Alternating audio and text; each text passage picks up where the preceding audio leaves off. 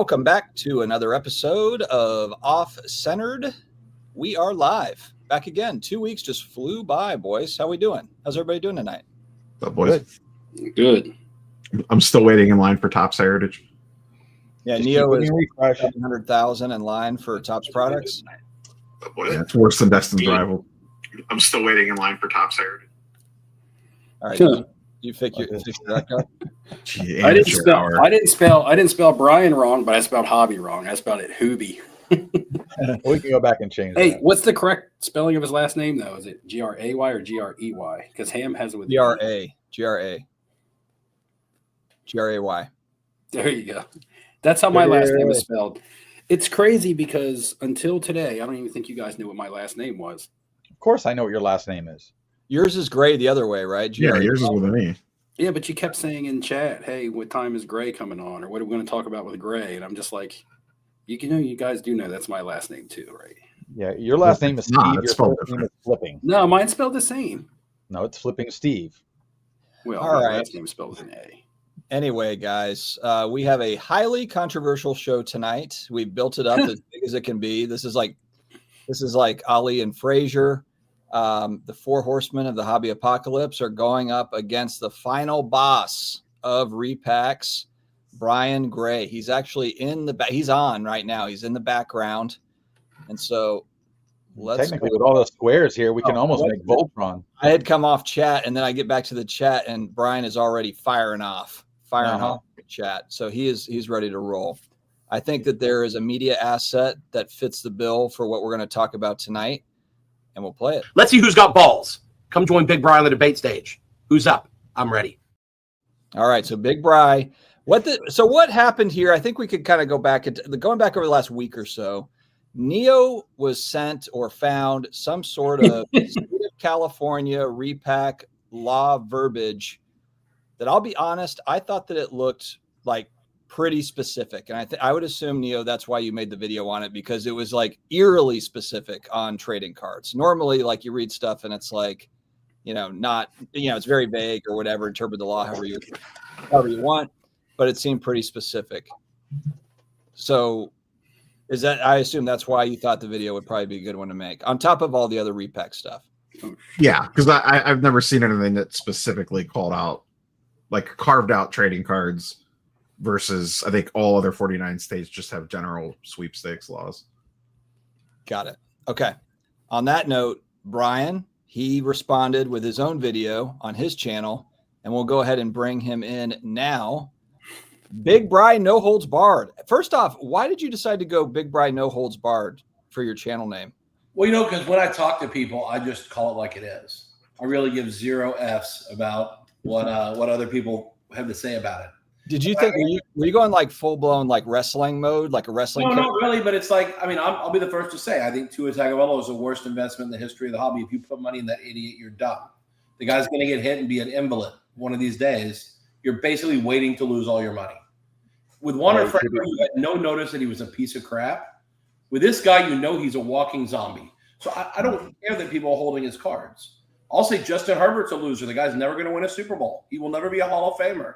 If you're spending 20, 30, 40K for a Justin Herbert card, you are a moron. But that's no holds barred because everybody has these cards. And they want you to think that they're going to be great because they all own them. But I give zero Fs. I sold Leap. I don't have to answer to anyone. I can say whatever I want. And so that's where I'm at. I just call it like I see it. If you love it, super. If you don't, sorry. It is what it is, All right. Well, I've got a few questions that I've got lined up, and we'll kind of pepper in some things from the chat. Guys, we're here to talk about repacks tonight. We're also going to mix in a little bit of breaking, I think, because it's all in part of the gambling product world. We're going to mix in a bunch of stuff. We're going to drive this train. All sorts of things. Ham's been, you're ready, Ham. Okay. So looking at the chops. First question right out of the gate. What percentage of repackers in today's world would you say are selling an honest product? If you had to guess, if you had to put a percentage on it. The number of repackers is probably 25%. That are selling an honest product. The amount of revenue that is honest is probably 80%. Because a small amount of people do most of the revenue. So, but the number of repackers that have popped up on Whatnot, and this is one thing, listen, I'll be the first one to say, I'll argue why repacks are legal, why they're, all the things that I believe about them are important and critical to the industry. But I also am the first to recognize a lot of these little guys that pop up on Whatnot and just throw cards in boxes. I have seen atrocities. You know, there's a channel that I can think of right now that sells spots for hundreds of dollars. They'll open 100 packs and not one card will come out over $30. I'm like, oh my God, you guys just got massacred. And they keep coming back every day and pay more and more and more because the guys on there are great hypesters. And I'm like, are you kidding me? This is horrible. So, you know, it's funny. Like, I always give myself credit, and I believe it's true. Modern repack as we know it, which is like a one card, not grab bags. We've done that since the 1960s, 70s, 80s, 70s, 80s. So I don't take credit for making grab bags. But the modern repack, buying back a graded or high-end card, one card to put in a box to create a kind of experience.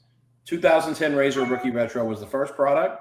Mm-hmm. And then we mastered it with 2011 Best of Basketball, Best of Baseball, Best of Football. Leaf, over the course of 10 years, did over $100 million in repacks, $150 million in repacks. Is that between 2010 and 2020? I think we probably did $150 million in repacks. Between that time, and that was when no one made repacks. You know, that we were pretty much the cutting edge. And then you had people like David Adams piggyback on with Hit Parade and Steel City with, you know, Gold Rush. And so then people started looking. You can see their boxes look like my original boxes because they took my original box and just made the same thing. But that was really the birth of what we call repacks now. Again, someone in chat just mentioned the Walgreens. I'm not talking about when you go to Walgreens and you pay $9.99 2 cards and 2 packs. Like, that's a repack, but it's different. We're talking about the hobby repacks that are all over Whatnot, TikTok, Fanatics Live, all these places. It used to be hobby stores. We actually didn't distribute it through any other means but hobby stores originally because there were purposes for this, but we can get into that later. But I think most people do it wrong, but the people who do the most of it, I think, generally do it right with a couple of exceptions. I've got a question. So go ahead, Neil. Go ahead. I was going to say, so, you know, Dustin said honest repack. What do you think, Brian, are like the minimum requirements for a honest repack? Okay, good question. Okay, number one, I think an honest repack, when they state, first off, how many boxes are in the break, that's pretty obvious. You can see this. But any specifics they give about the break, the potential content, whether it's value-driven, player-driven, team-driven, it's got to be accurate. There were times I called out breaks. One breaker was selling team spots, and they made a checklist, which was so good, right? It's good that you make a checklist of what's in these boxes. Not many people do that. I did in 2010. It was 58 pages. The Razor Rookie checklist was 58 pages, Rookie Retro. But this breaker did a checklist, and the problem was, like, the Pats hit all their cards in the first break of the night. So when the next break came on, he was still selling the Pats. But the Pats cards had already been hit. And so I'm like, how can you sell the Pats when they're not possible? When it's physically impossible, there's no remote chance of pulling it. You're even telling people it is impossible you could hit a card. So I reported it to Whatnot and said, this has got to stop right now. That's it. It's got to stop. So I think things like that are things that are dishonest. If you tell what's in the product, you say it's a 500 floor, 10,000 guaranteed card. Those comps better be good. That's number one. If you're wrong about the comps, there should be an absolute consequence immediately. Yeah, because people have a tendency to put cards in repacks that they never get ripped, and it takes time sometimes for somebody to go through them. And then a card changes value drastically. So what maybe they thought was a comp is no longer that comp. It could go up. That can happen for sure. And that's why, like, when my repacks that I started doing repacks on my channel because I wanted them done right. And when I do it, they're all packed within 72 hours when the product's ripped. When you're doing a repack, I know everybody wants a different margin. What would you think is a fair margin? Well, it's different. Like, I sold Leaf for a bunch of money and I'm retired, so I really don't care about money. So, like, mine are built on very tiny margin.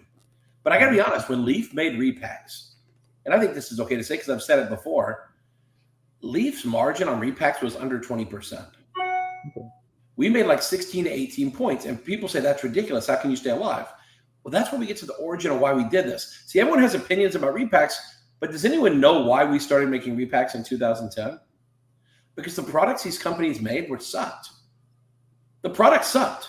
When you bought products from the manufacturers, the content was sucky. It was terrible. The product was terrible. The value proposition was terrible. People were getting bored out of their butts because halfway through the season, you did not want to see another J.J. Watt rookie, even though he's a great prospect. Like, you were done with these guys.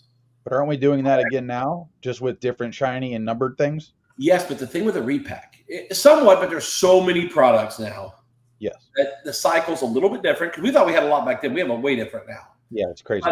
But I think the difference was we weren't about making money.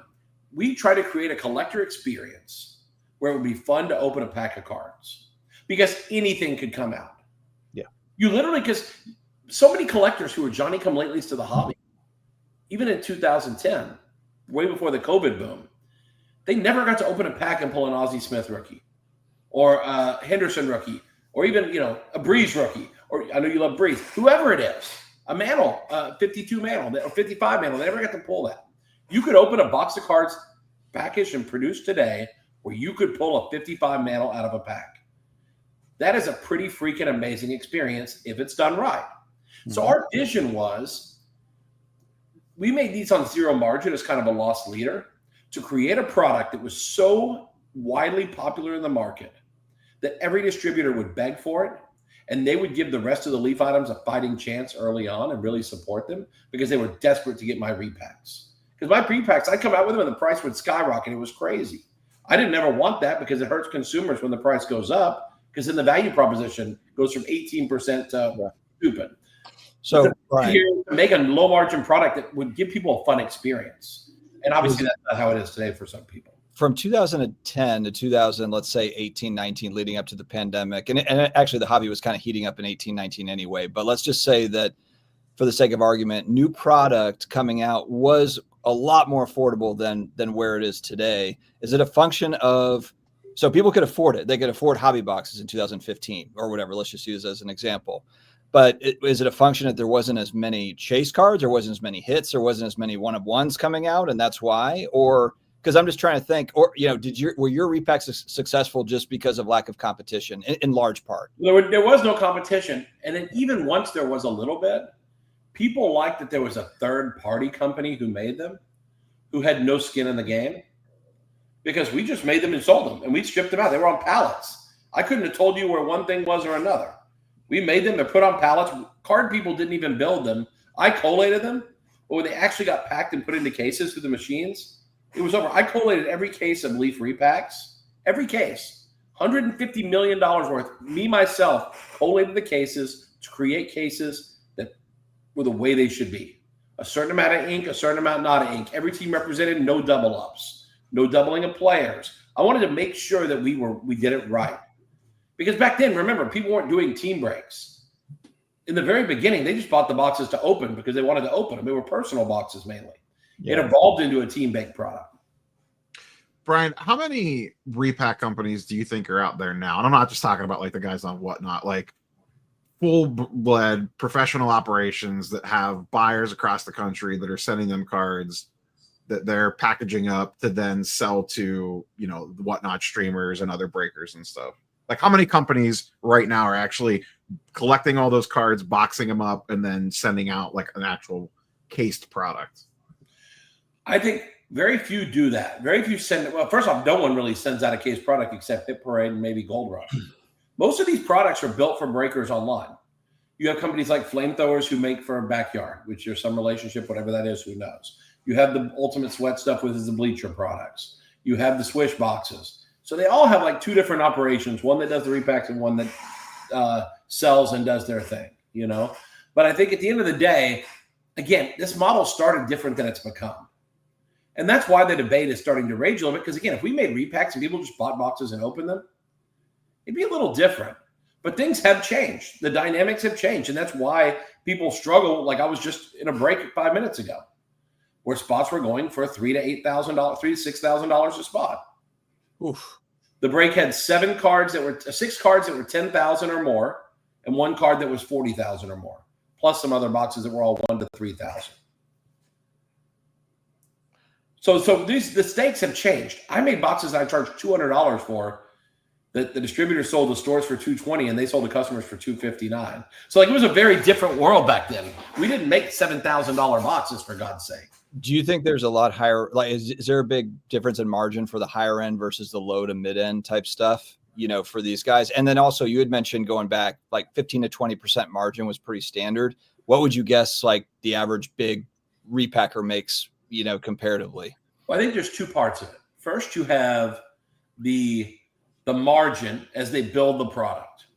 I think today the product is probably built with a 30, 35, 40% margin, 30% margin. But the margin doesn't really matter because if they're making it for the breaks, it's not about the margin. It's about what does this stuff sell for at the end of the day.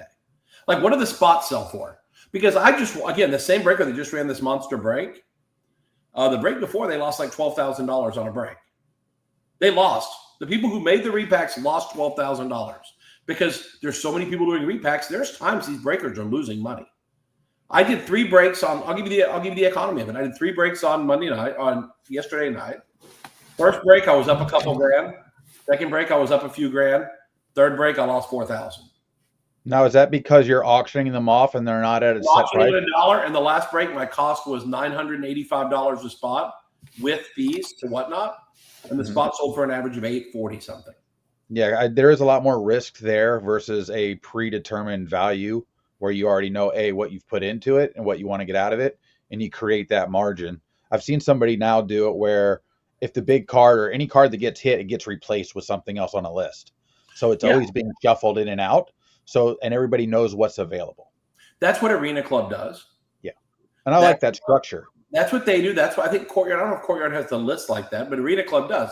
Now, if you want to get the legal issues, I think they have a potential legal issue. I think everybody does. I think way less do than people. Generally, everyone thinks all repacks are illegal. They're gambling. It's not. That's not. I just worry that it starts to become a trickle down effect, and then it starts affecting everybody else. The problem with the list, as you say, is if every card has an equal shot of being hit, there is no problem. That is going to be a legal repack. Yeah, Steve, go ahead. Well, Ham said something about risk, and Brian's talking about losing at times. But as someone who works in the casino business and can relate breaking and repacking and stuff to gambling, whether you want to say it is or isn't, you can draw some direct comparisons. And I do know that on any given day, the casino doesn't know if it's going to win or if it's going to lose, but we know in the long run we're going to win. It's historical, stood the test of time. That's why casinos are still in business. So yeah, we may take a loss today. Somebody might beat us, and we might lose $500,000. But tomorrow we're going to win that back plus. Well, see, you had a big advantage because you're working on statistical probabilities. Exactly, but a controlled set of but that's what I'm saying. But repacks are also a controlled environment. Here's the problem: you know the inventory. But I'm saying if you know the inventory being bought and you know your cost, you know your expenses, you know inventory going into the packs, and you know what's coming out of the packs. Like you said with the checklist, people know the value of those cards in there, and you also know the initial investment up front to put said inventory into those packs. So that is a controlled environment because you're controlling what's going in and what's going into the repacks. You may not be controlling an order of which the prizes are coming out, but at the end of the day, you're not just buying cards. So you don't know what you're buying and not knowing the price that you're paying for it.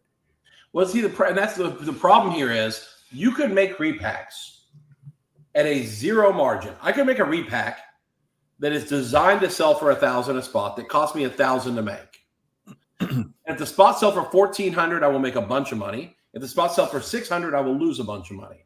The thing with a casino is they're just looking at total action. They know that if a certain amount gets bet, and we don't get too far from the statistical mean, that's why they do put limits on some players.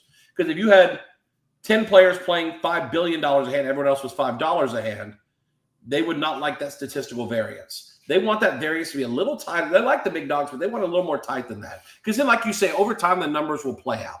The problem here is, even if they build a fair repack and they do everything right, like my repack last night, the third one was perfectly built.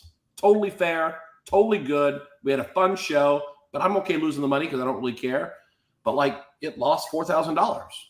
And it's not like I'm guaranteed to win $4,000. I'll make it up down the line, plus, because people may never put the right value on the card or what the content is. If they misvalue the asset, it never matters. It never has to catch up. It's not like a roulette wheel. It will eventually be red. It could go 80 blacks in a row and then a red. It never, ever has to go red in this game. You can lose every time. I don't know anyone who's made money every time.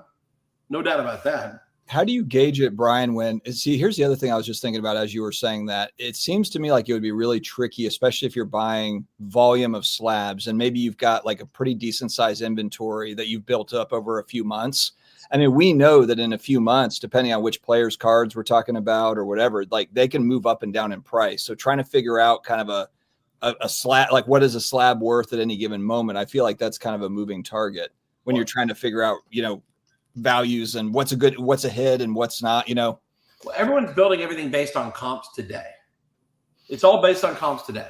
So I'm buying, for example, right now, my current appetite for repack cards is $100,000 to $300,000 a week. That's what I will buy for repack. I am a buyer for repack cards, $100,000 to $300,000 a week right now. And what price range do you normally? $50 to $5,000. Okay. And I'll take 100. I'll take 150,000 to 300,000 a week consistently. I think that could grow, but right now that's the appetite. And again, I think we use comps for everything. That's why this has to go fast, because when the stuff comes in, it's got to go fast back out, because we don't want big comp movements. When the comps move, I lose. Let's say I buy from you today a Drew Brees contenders you've been holding on to forever, and you gave up on him because he's too short, although he's awesome. That card's never going to stop going up. But anyway, that card is so underrated. But let's say you sent it to me and we agreed on, I'll pay $3,600. It's a 4,000 comp, which we'll get back to me offering 90% of comps later. But let's say I offer you 90%. You ship it, and then one sells in Golden for $35.40. When I sell that card, I am taking a loss, because the day I ship it to the people I'm selling to, or I use it, I'm valuing it at what it is that day that I get it in hand. So I'm also taking risk, waiting for the time to come in. But don't you think that a majority of the risk falls on the consumer? No, because we price the breaks. Like we tell you what the hits, we tell you the floor is 400 plus. And when I say it's 400 plus, you may not even find a card 400. Like the other day, the lowest card was like 540 when I said it was 400. That's just how it worked. But because I always try to give a floor that's well below in case there is any shift.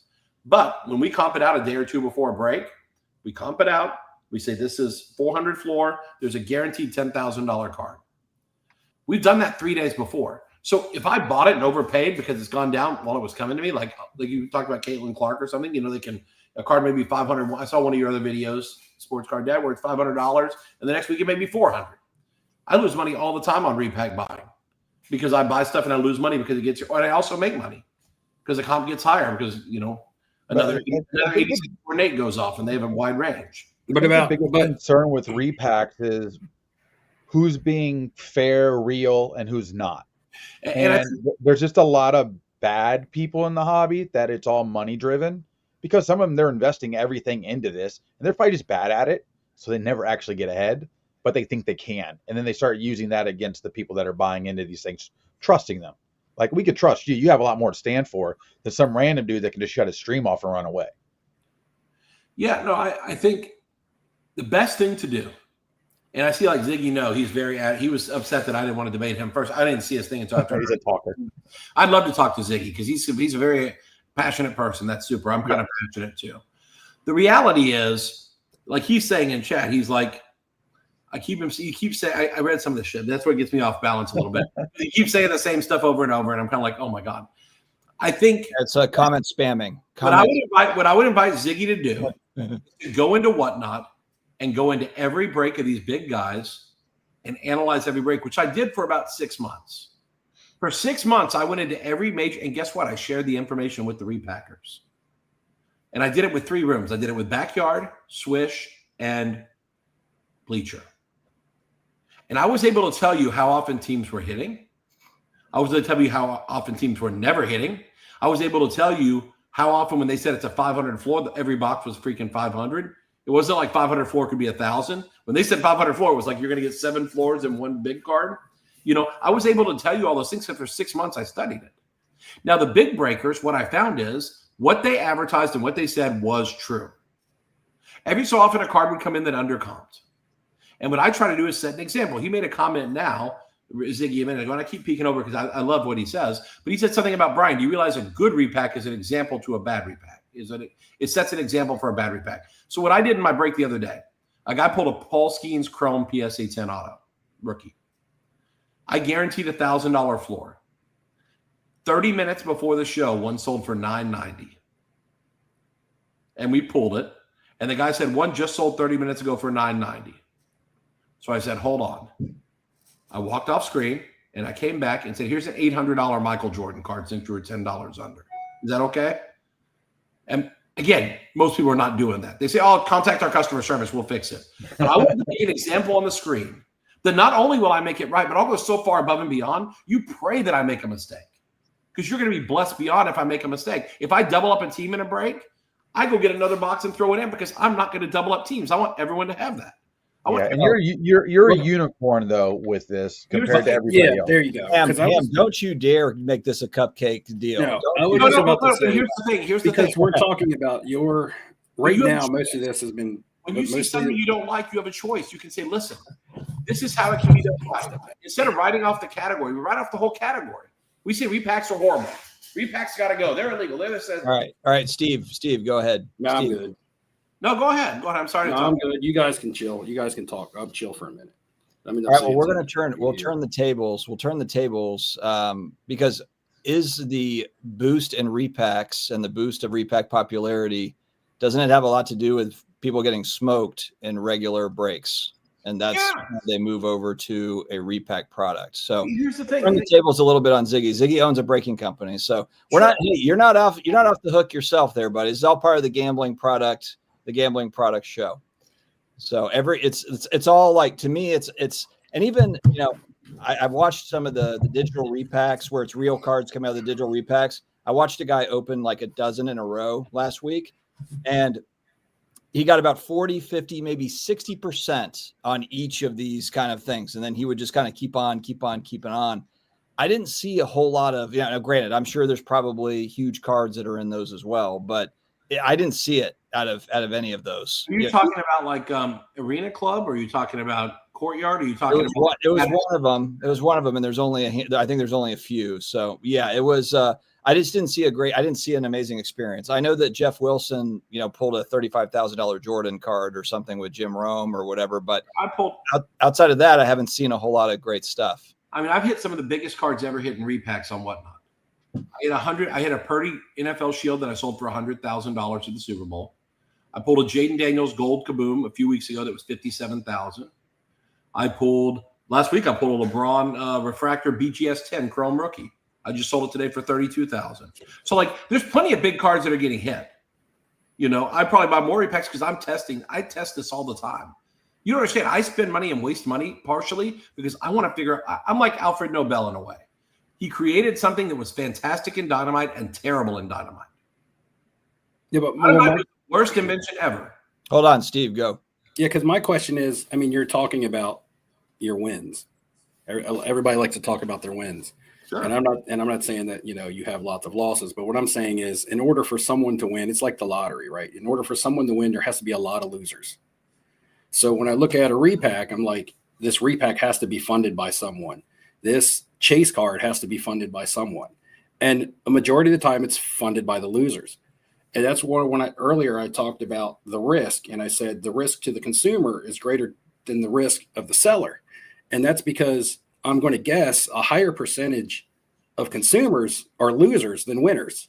You can't tell me that 50% of the people who buy into a repack get, say, for instance, you have $400 floor and a whatever you said, a $10,000 ceiling. What would be the price of your repack for that? Yeah, 400 floor, 10. Well, we don't set the price. We start everything at $1. So that's where I never feel bad. The customer sets the price. Customers could stop it. The customers could collude quietly in chat and only bid $1, and I would get $32. I'm not going to say that all repacks are operated the same, and we kind of like. This conversation has kind of been more based around how you might operate your repacks, but I want to speak about repacks in general, and I don't want to speak about repacks from 2010 because it's 2025. Oh, new era. And the ecosystem is completely different. The refund or the repacks are funding themselves because the people are selling their cards directly back to the people that are selling them the repack.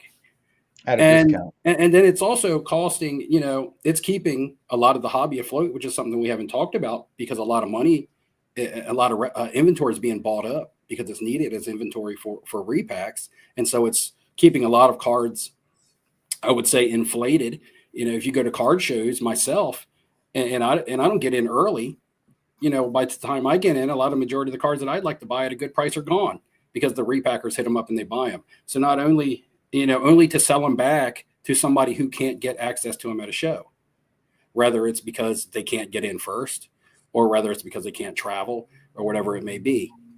But I'm going to guess that, the percentage of people that buy into a repack, a majority of them are not hitting the price of which they paid for the repack. And yeah, you're going to have a couple of happy people and satisfied customers because they hit that winner. And it's always going to be the adrenaline and the gamble and the chase that bring people back. I know, like I said, I work in a casino. We have hotlines for that shit. We have hotlines for people who can't turn away from the adrenaline rush because gambling is their thing. Whatnot, other people should probably have that somewhere on the site. They should have something like this. I think they will by the end of the year. And just in case, and again, I'm not ready to call it gambling specifically yet. I think people use it as a mechanism for that, but they do that with regular boxes of cards. They do that honestly when you go to Disney. They have the little plastic claymation toys that you can buy that are blind packaged. I bought like 40 of those trying to get some freaking parallel. I got a bunch of the same ones. I wasted like $250 on those. I didn't give zero F's about them. I just wanted one certain one, and I spent all this money for nothing. But hold on, isn't that gambling? Because I was taking a chance to try to get this one. I didn't want the rest. I gave them away because they're horrible. I didn't want those little things. I wanted the chase one. That's what I wanted because it's something I collect. Yeah, the same thing they were doing with Lego with the little gold man. That's it. In the past. Same exact thing, yeah. And we did it with Cracker Jacks when we tried to hit this toy. I mean, when do we stop? At some point, people say, and I think part of it is breaks generally. Let's go one step back. Breaks generally are necessary because the cost of goods have continued to go up.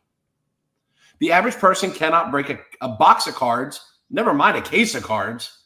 The average person is like, you have to seriously dedicate an important portion of your income to buy a decent mid to high end box of cards now.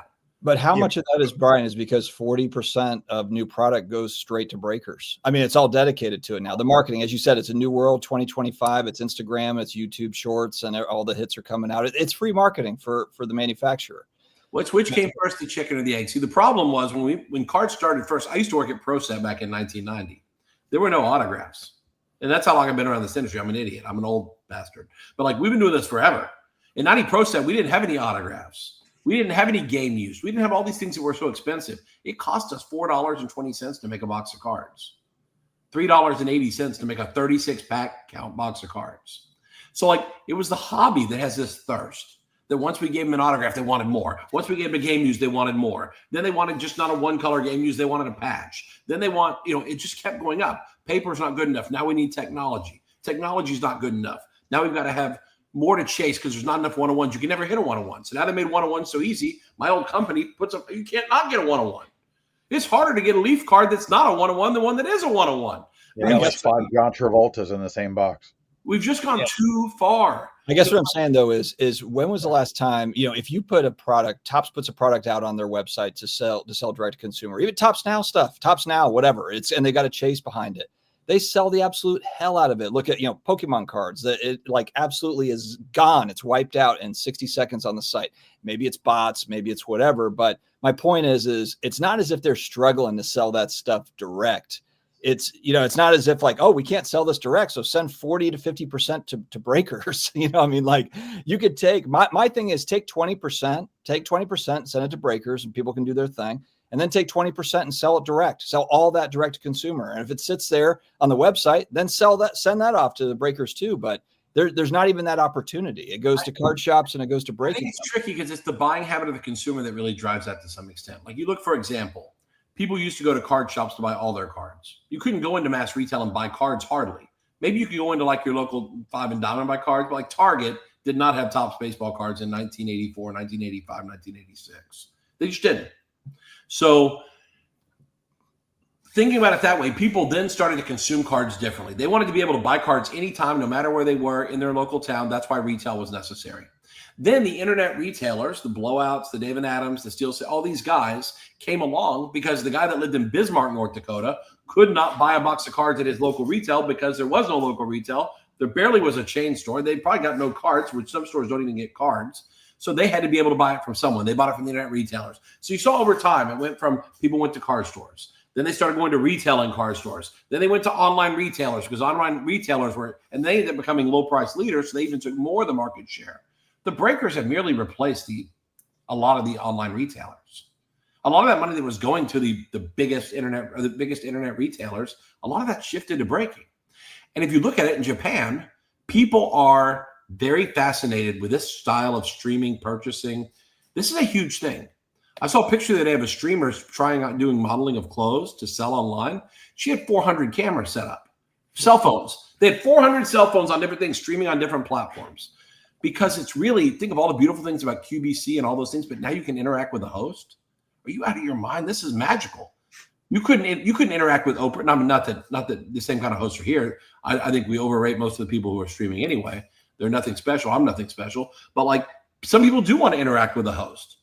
It's an experience. So when the buying habit changes, the way we supply has to change too. Do we give too much to breakers? Maybe. Do we give enough to stores? Probably not. I agree with you on that. But the fact is, it's like we're not testing it. We're just saying like this is demand and demand is driving it. When really it's like, well, unless you buy into a break, that is like you're forced to buy into a break, or you can't, or you buy the singles market, and that's what we do. That's what a lot of us on the screen do. And I think honestly, if you're a true collector, that's the way to go. Well, and that's exactly buying boxes is foolishness. Buying boxes is foolishness. If you're a true collector and you only want very focused, you want Saints, you don't need to be buying boxes of NFL. You need to be buying. But again, everything's built like a lottery ticket now. And the biggest thing with a card or even a break or anything, at least I end up with something versus, straight pull the trigger, end up with zero. That's the thing too, that some people rationalize. Even me, I don't go to the casino and gamble. I'll take my chance on ripping wax. I don't really get into the whole whatnot stream thing because I hate waiting. Most people are not interesting to sit there, listen to, and or watch. And it just takes forever to sell a box out. And like, I want something now. So it's annoying. And Arena Club just looks like a video game. Comment on the screen though, real quick. I'm sorry to interrupt you. I didn't want that comment to go away. Can you go back? Which one? He said it's the laziest. Repacks are the laziest form of scamming the consumer. What is wrong with this guy? And I'm not being mean. I'm being honest. He just doesn't know how it works. These guys even know what goes into making a repack. Now, I'm not talking about little guys who like put 6 on their screen they just made 5 minutes before the stream. I'm talking about the backyard bleacher switch, whoever it is, the big guys. And not talking about anyone in particular. David Adams has 40 employees that make Hit Parade. They have 40 employees working. You understand that in 2 years, Panini will not have 40 employees. But David Adams has 40 employees making Hit Parade. That's freaking insane. The infrastructure and what goes into it, it's not lazy. It actually is very difficult. Mm-hmm. That's why it was hard for us to make checklists at Leaf. It was 50. I had to make a 58-page checklist. Tiny, tiny, tiny to list every possible card I put in Rookie Retro. I sold 4,000 boxes and 3,400 cards were different. That's unheard of in different spaces. So David's got kind of a basic question here. And again, this is a very general question, but in the average break, how many people make money? How many break even? How many lose? Do you have a guess? 100%. I'll tell you this. It's 100% depending on the type of break it is. Because it's all volatility. It's like, for example, if you play slot machines, any of you guys, I don't want to compare it to that because it's not gambling. But I don't believe it's gambling. But I'm talking about variance. When you play Huff and Puff, with the way the bonuses come out, it's so much harder to get a bonus that your variance is going to be much wider. If the floor is 100 and the ceiling's 100,000, more people are going to lose money than make money. But if the floor is 100 and the ceiling's 250, you could end up with a 50-50 proposition or a 40-60 proposition. It really just depends. But also, last night when I lost money on a break, it's possible that half the people can win if we lose enough money on a break. I've seen catastrophic breaks where big breakers have lost $30,000 on one break. And the customers won. The customers freaking won. And it was kind of fun to watch because I wanted the customers to win. It was great. People destroyed that breaker that night. And the problem is there were 4 big shows, all with $50,000 card streams. And someone got crushed. How is that common? It's getting bigger. Tonight, I think there were 2 streams going at the same time. One had a 40,000, one had a 25,000. No, I guess, what's common, like the breaker losing out like that? Oh, I think, how about this? There's one channel where I'm friendly with the owner who told me that on his breaks over the last 2 months, they are truly losing money more than half the time. That breaker is losing money on more than half the breaks. But again, people don't get it. run the numbers, add up what the comps are. Because listen, people are paying very high for these cards. They're not getting the cards cheap. They're paying very high. So if you comp every card in the break, some people will pay 100% comp on a card if it's there are people that will pay 100%. I'll buy right now. Anybody listening can send me an email, brian@graysim.com. I'll pay 90% for any graded card, 50 to 5,000. That is not like a joke card. If it's like, you know what I mean. If it's like Dave Cohn 101 Superfractor, I'm not buying that. That's a piece of garbage. No one wants to hit that. This is the best. Telling new people to buy singles, like telling your team to invest in their IRA. Boring. Yeah, it's boring. It's boring, but you know what? Go gamble. Go gamble. I have a couple questions. Go gamble all your money away. I have a couple questions, and one of them, I don't think there's going to be statistical data or anything to give like a solid answer. It's going to be more of an opinionated or what you actually see or experience. But when it comes to buying repacks or breaking, I know we're using the term breaking a lot. I don't want people to be confused. I think we're talking breaking in the form of repacks. What would you say the percentage is of people who are buying into that for actual entertainment / enjoyment, as opposed to people who are just there for the chase because they think it's a get rich quick? I think it depends on the room. I think there are rooms where it's purely people who are using it in a way it wasn't. All right, let's talk generally. Don't politician us, Brian. Yeah, because listen, I invented this the way it is today, kind of. And I'm telling you, my goal was for people not to gamble. It was to pull something out of a pack, which as a collector, I was fortunate. I collected when I could actually pull a Jordan out of a pack.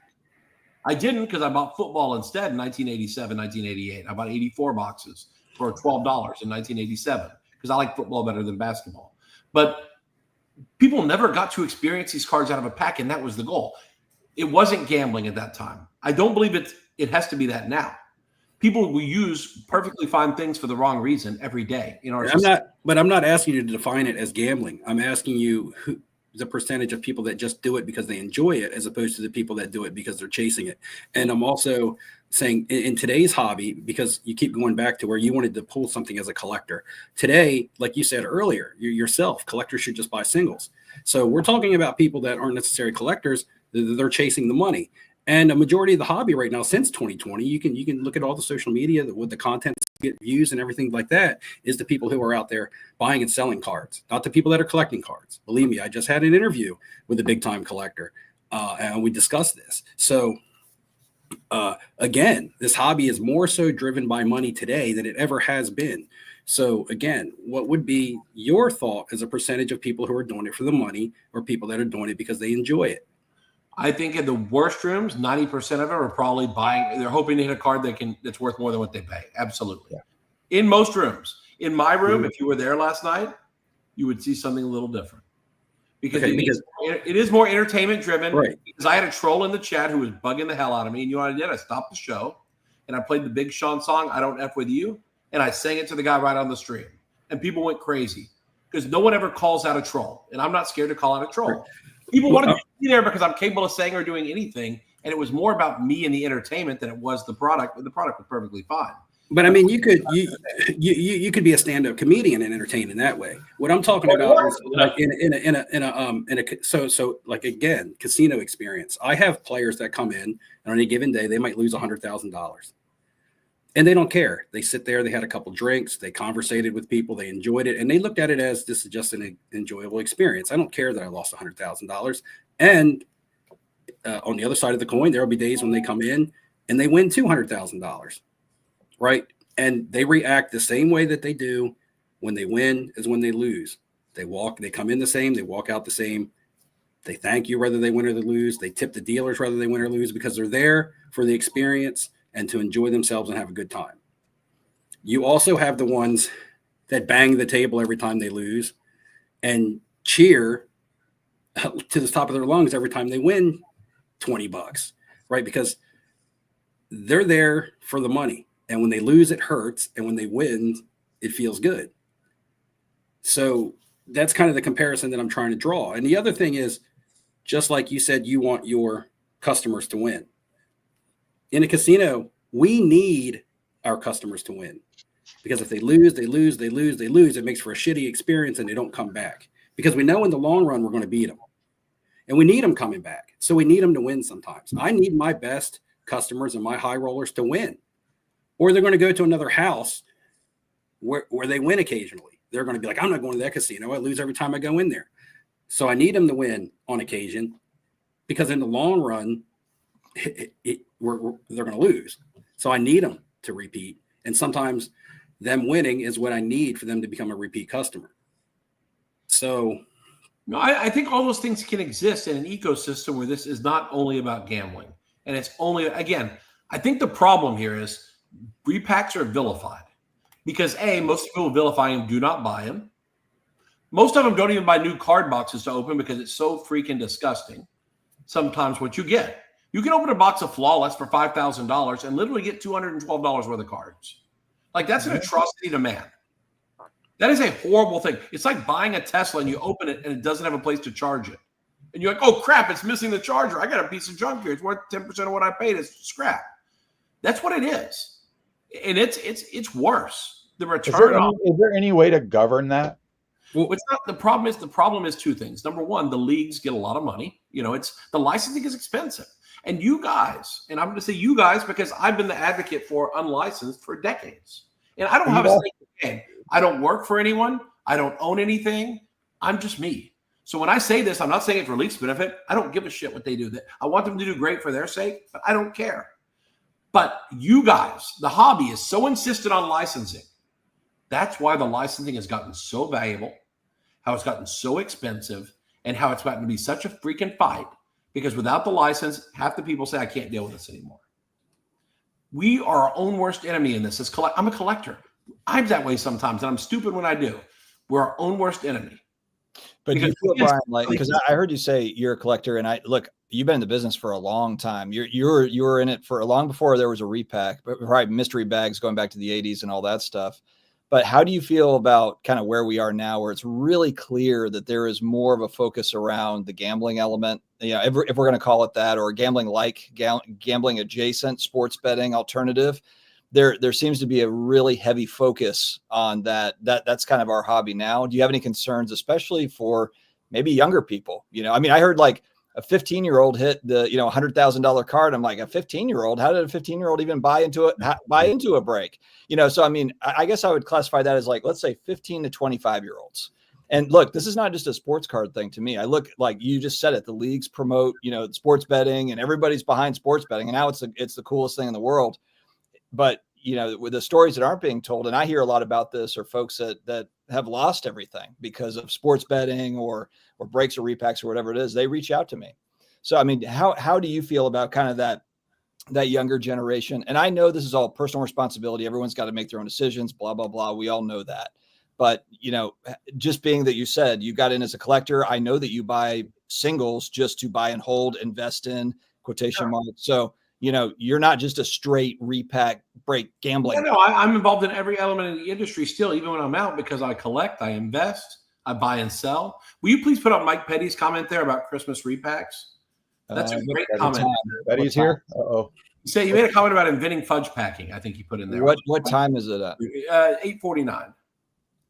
Okay, so probably 9:49. 9:49 your time, 8:49 my time. He said that they never saw a Christmas repack before I was born. Because you see these. Have you ever seen these 1960s? Like, they look like rack packs that are repacks.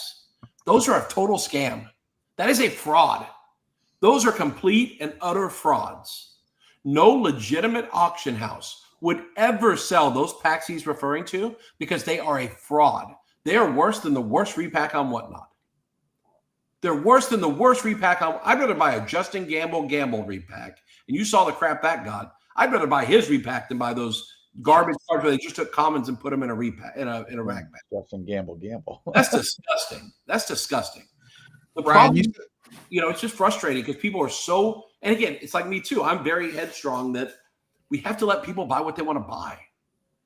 Why do we have to watch? Why do we have to be pocket watchers and work on everybody else? You know why collectors hate this? Right. Because they don't want to go pay 120% of comps for singles at a show. Well, I think it's a wheel that I think the whole thing feeds itself.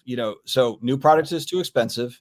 People buy into and then 40% is going to breakers, and then that's garbage. We're not getting anything back from the boxes or the breaks. So then we go to repacks. It all feeds itself. It's a wheel that turns itself. That's the way I view it. So, yeah. But is this bad? Is it bad that cards are more liquid today than they have ever been in the history of the hobby? We have the greatest liquid. We have. Well, you change the subject there. I agree with that part. No, this is why repacks are. They are so critical to this hobby now that if you try to remove that from the card economy, I don't think anyone's going to like what happens.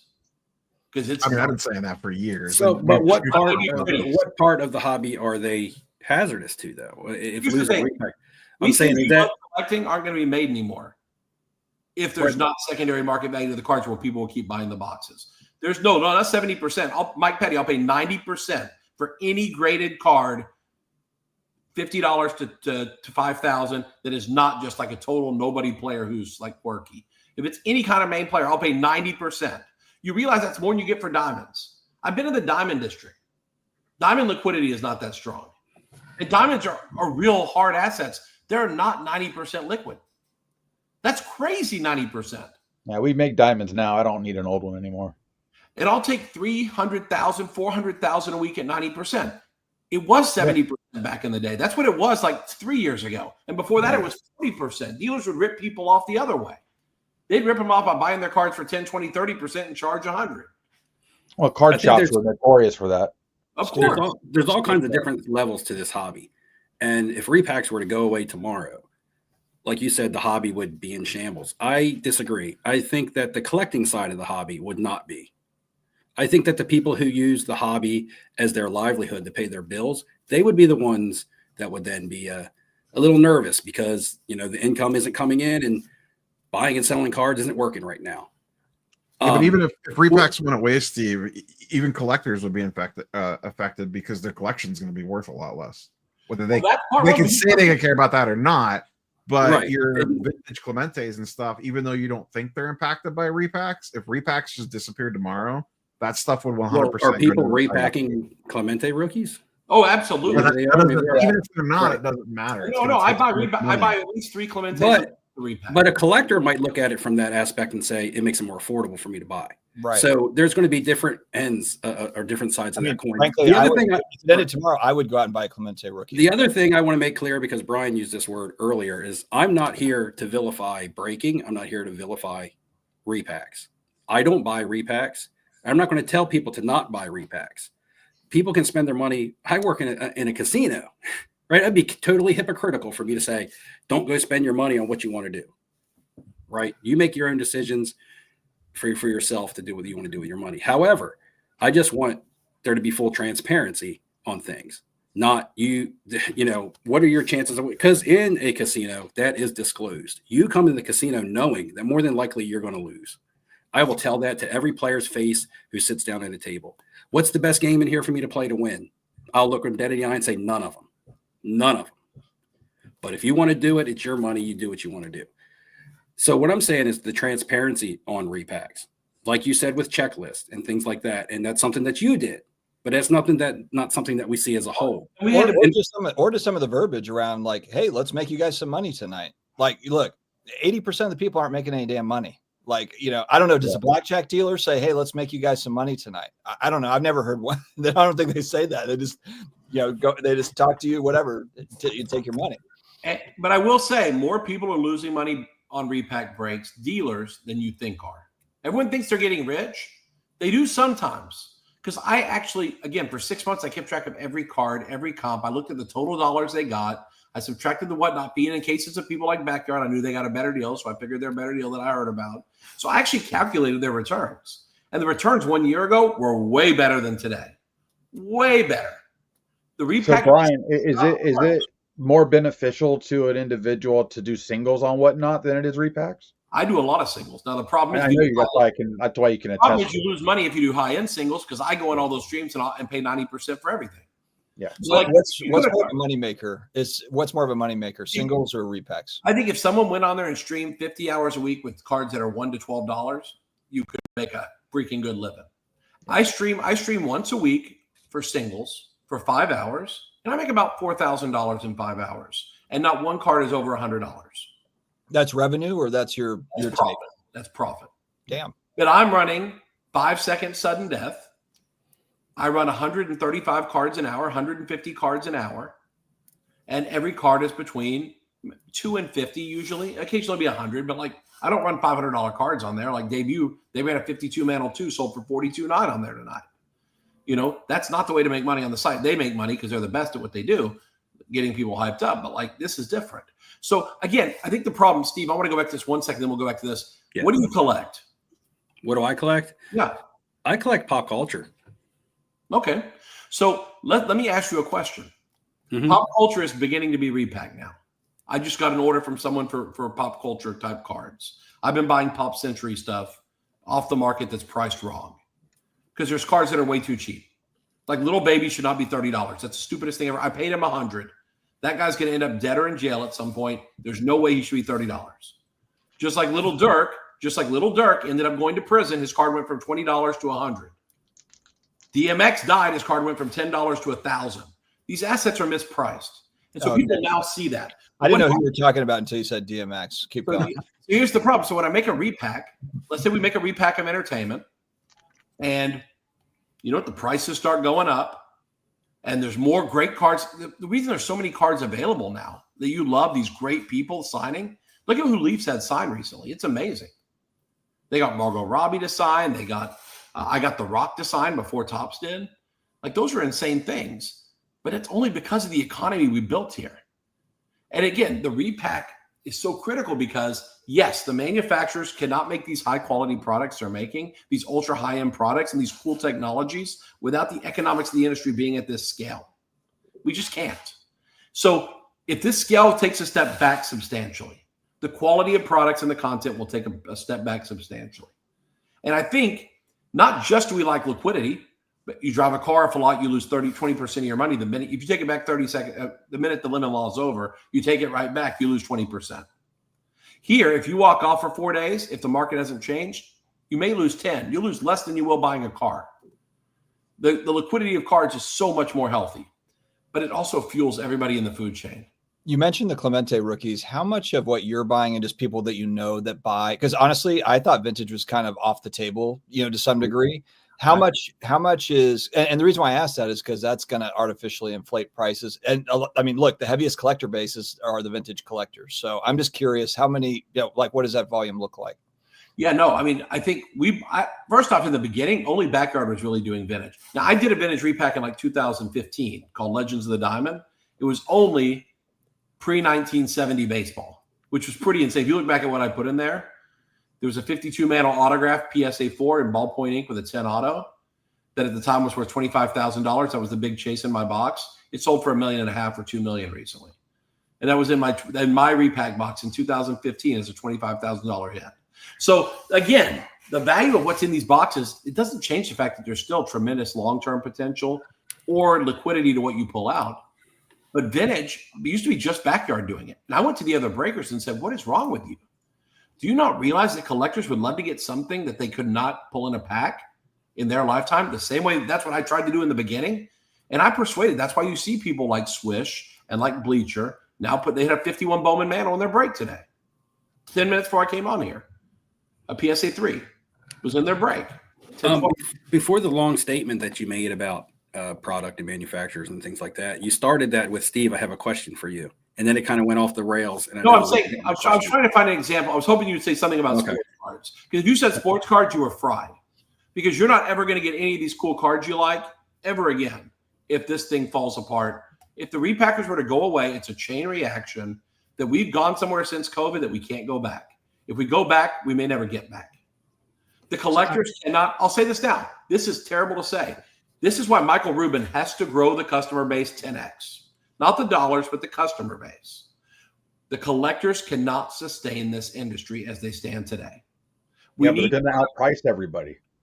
Well, that's a function of we have to have licenses. We have to have autographs. If we could just get rid of autographs and game use, just that, and just go back to cards, things would change really fast. I guess, though, you know, it seems like I'm not saying there's not crossover because I know there is between collectors and gamblers, I'll say. I know there is some crossover there for sure, but there's also not a lot of crossover too. There's a lot of folks that just buy singles or they'll buy the random pack or box occasionally. And they don't care about the other side of the national. That's all the basketball games and the carnival stuff that's going on over there. how much of the marketing should Fanatics be putting into it? It just feels like to me when I see the marketing that's coming out of Fanatics, some of it is good. There's some good stuff that comes out, but a lot of it is tailored towards that side of things. It feels like to me that that's where they're trying to grow the customer base, as opposed to, attempting to grow out more of a collector base. I'm not in their company, so I don't see all the different efforts, but that's what it feels like. Fanatics has done more in baseball the last 2 years than Panini did in 15 years of having the exclusive, as far as trying to grow the market. Because Topps, the one thing Topps has done is they have continually found ways to make cards the center of pop culture attention at various times. They found ways for TV channels to not just Skeens 1.2 million. Forget that for a minute. I'm talking about the stupid hot dog on a card, or the dumb beaver on the field, or whatever, squirrel, whatever the hell it is. These funny cards they make, I'm telling you, people care about that. The commercials they run, they put serious money into advertising and promotion. Now, with that being said, are they perfect? Hell no. They're certainly not perfect.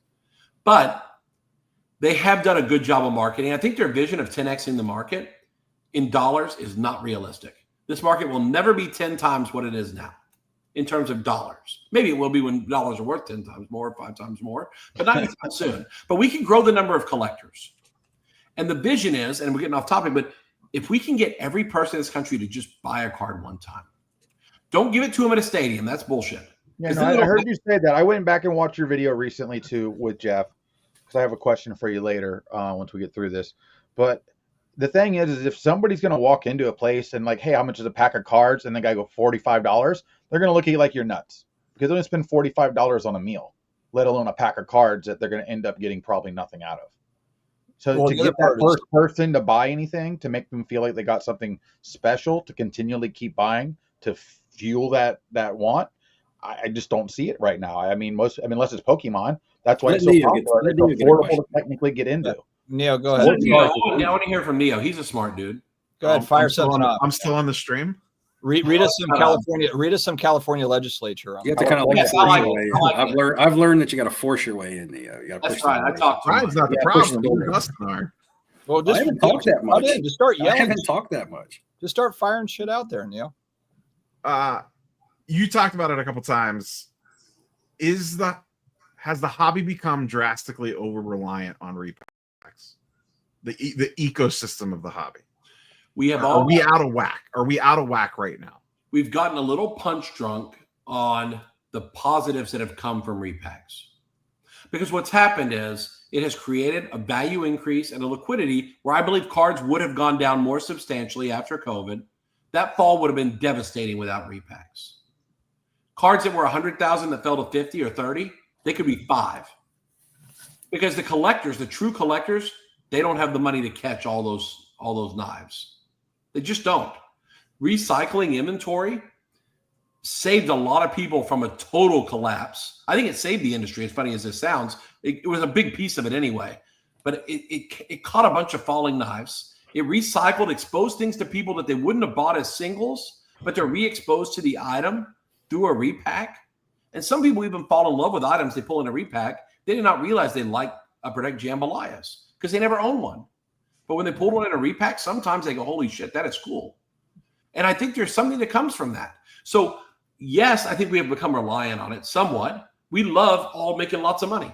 The whole hobby, not repack. Repacks make less money than the average. There's people making a lot more money than repackers. Yeah. The online retailers are probably making way more money than repackers. Yeah.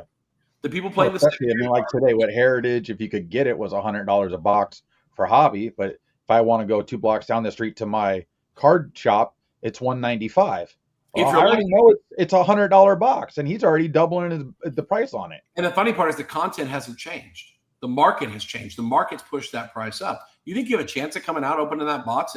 It's much harder at 200 than it was at 139. Well, 200 is miserable. 100's at least fair, but 200 is miserable. Are you worried about customer retention with the repack and break side? Because I know there's so much focus around, there's so much demand for this. There's so much demand for this. I'm of the opinion that there's just new people that are coming in. There's enough new people coming in, but I would really love to know. Nobody knows these answers because there's not any sort of, complicated polling on it to figure it out. But how many, if 80% of people lose on a break, how many more times are they going to get punched in the face before they just say, you know what, like maybe we just go and do something else, son? You know, like. Well, funny. At Leaf, I never would have said this because it's not the politically correct answer, but I can say it today. I really don't care. If these guys buy these and burn out and decide they made a bad buying decision, then they'll have to decide if they want to be in the hobby in some other capacity or not. But I mean, that just tells me that you've got to grow the real customer first. And but that tells me that this isn't sustainable, though. You know what I mean? Like, right. This is not sustainable, this path. His business, we have all kinds of people walking in every day, in Steve's business. All kinds of people keep showing up. I don't know how. It's way worse because you have nothing to show for it. And I saw someone mention a slot machine that pays 97% over the long run. No one has the money to sit at a machine for the long run. The long run is how you get beat because the machine can outlast you. I just feel that the hobby got introduced to the whales. It became an investment proposition for people. Other people started noticing it. Players finally started getting involved with buying their own cards and stuff like that. So there's a lot more big money in this hobby to compete with. And the majority of the hobby was not built on those people. But those seem to be the people that are keeping the hobby up for now. But how long until they realize that unless they have that less than 1% asset, nothing else goes up like that 1% asset, especially modern. You know, and listen, I'm not even going to tell you the industry is going to fall apart today completely if repacks go away. What I'm telling you is your cards are suddenly liquid at 70% to dealers or 60%. So as long as you don't have to sell your cards, you're totally fine. It's if you have to sell your cards. Don't you love it that cards on eBay have a relatively tight range on most assets that trade? I just think most people that are getting into the cards right now and or in them for the most part, they're not collecting, and everything is some form of liquid immediately, and it's usually at a loss, not at a gain, because they have to pay more to get into it. And that's where this whole cycle happens and we have the problem with, realistically. Yeah, and I definitely don't see at least the ratios of people collecting ultra modern. You know, the percentage of people collecting ultra modern as to the people who are just buying it to flip it. I'm somebody that buys ultra modern strictly for flipping, and I collect vintage. So, you know, whether people are doing it to fund their hobby or to fill their pockets or to pay their bills, either way you look at it, they're flipping ultra modern, not collecting it. I'm going to say a higher percentage. The other term I wanted to use, because you used the term, or you said recycled inventory. You're able to recycle it. Right, able to recycle inventory through repacks that may have not been able to sell anywhere else. No, that's not sell anywhere else. Not sell anywhere else. Just there was a home for these cards. But what I'm talking about is recycled money, because like Dustin talked about the wheel earlier. A lot of the money going in and out of repacks is a lot of the same money. People buying into a repack, getting a card, selling that card, using that money again to buy into a repack. And they're losing a little bit at a time.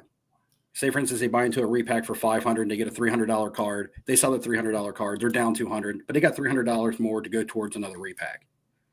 And that's recycled money. In the casino, we refer to that as false drop.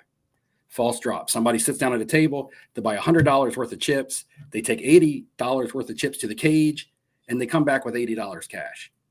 They are not now into the casino for $180.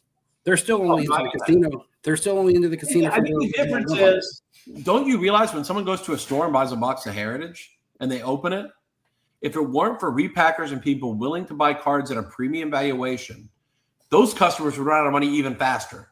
Because the economy of repacks, I think repacks this year will constitute under maybe about 250 million, 300 million in sales. The world of repacks this year will probably be 300 million.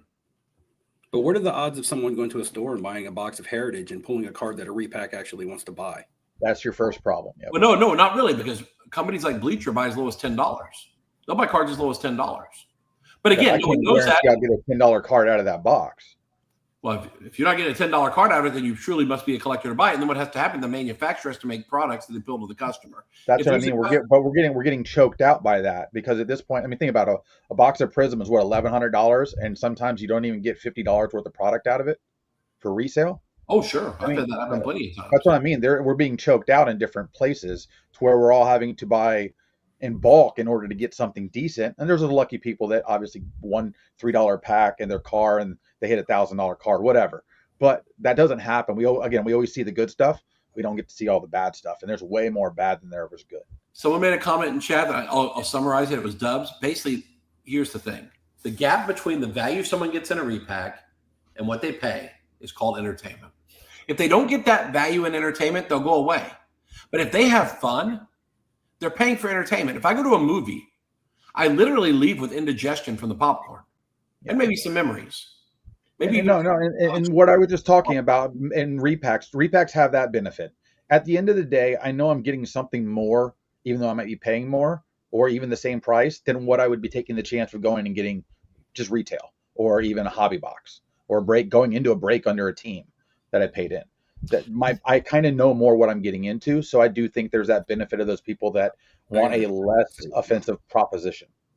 Well, if you study the repacks like I have, I can tell you, when I pulled the Jaden Daniels PSA 10 for $57,000, I went in the chat before the break. They announced it was a $50,000 plus card. I knew the breaker's tendency because I've watched it for 6 months. They do not hold big cards like that for more than 2 weeks. So I knew the card had to have traded in the last 2 weeks. Then I knew that they will not buy a card like that unless it comps on Card Ladder. So I went into Card Ladder. I looked at cards that sold for $50,000 in the last 14 days. You know what I found? 6 teams that card could possibly be. And I knew that streamer was not capable of buying a 52 mantle, so I could eliminate the Yankees. Mm-hmm. So I went in chat and I said, okay, there are 6 teams that are going to be this case hit. I told the whole chat, even though it's an edge I have because I kept track of it. Yep. Listed the 6 teams. I said, I will bet anyone in the chat $10,000 cash. You can have the other 26 teams. I just want these 6. And they weren't the best 6. I didn't have the Rams on there. I didn't have the Patriots on there. I had the Commanders on there, though, because I knew the Jaden Daniels sold 14 days earlier. Then I said, okay, no one took my bet for 10,000. I said, how about this? All its 9 cards total. And I bet that case hit is one of those 9 cards. $10,000. I'll take 9 cards and you get every other card ever made. No one took the bet. And it was one of those 9 cards. So if someone studies the product well enough, you can be more educated than you can in a brand new product. Oh, there's people that have edges. I know there's people that have edges because they constantly hit. It's just like counting cards. There's absolutely an edge in breaks. If you know what you're doing, there is an edge. Yeah. I don't talk about it because honestly, I want people just to enjoy. I want people to enjoy it. And if they don't enjoy it, if it's killing them or if they're breaking up their families, stop it. Just stop it. If you're watching this, if it is messing you up buying into breaks, quit. If cards are messing you up, don't collect cards anymore. Take a break. For real.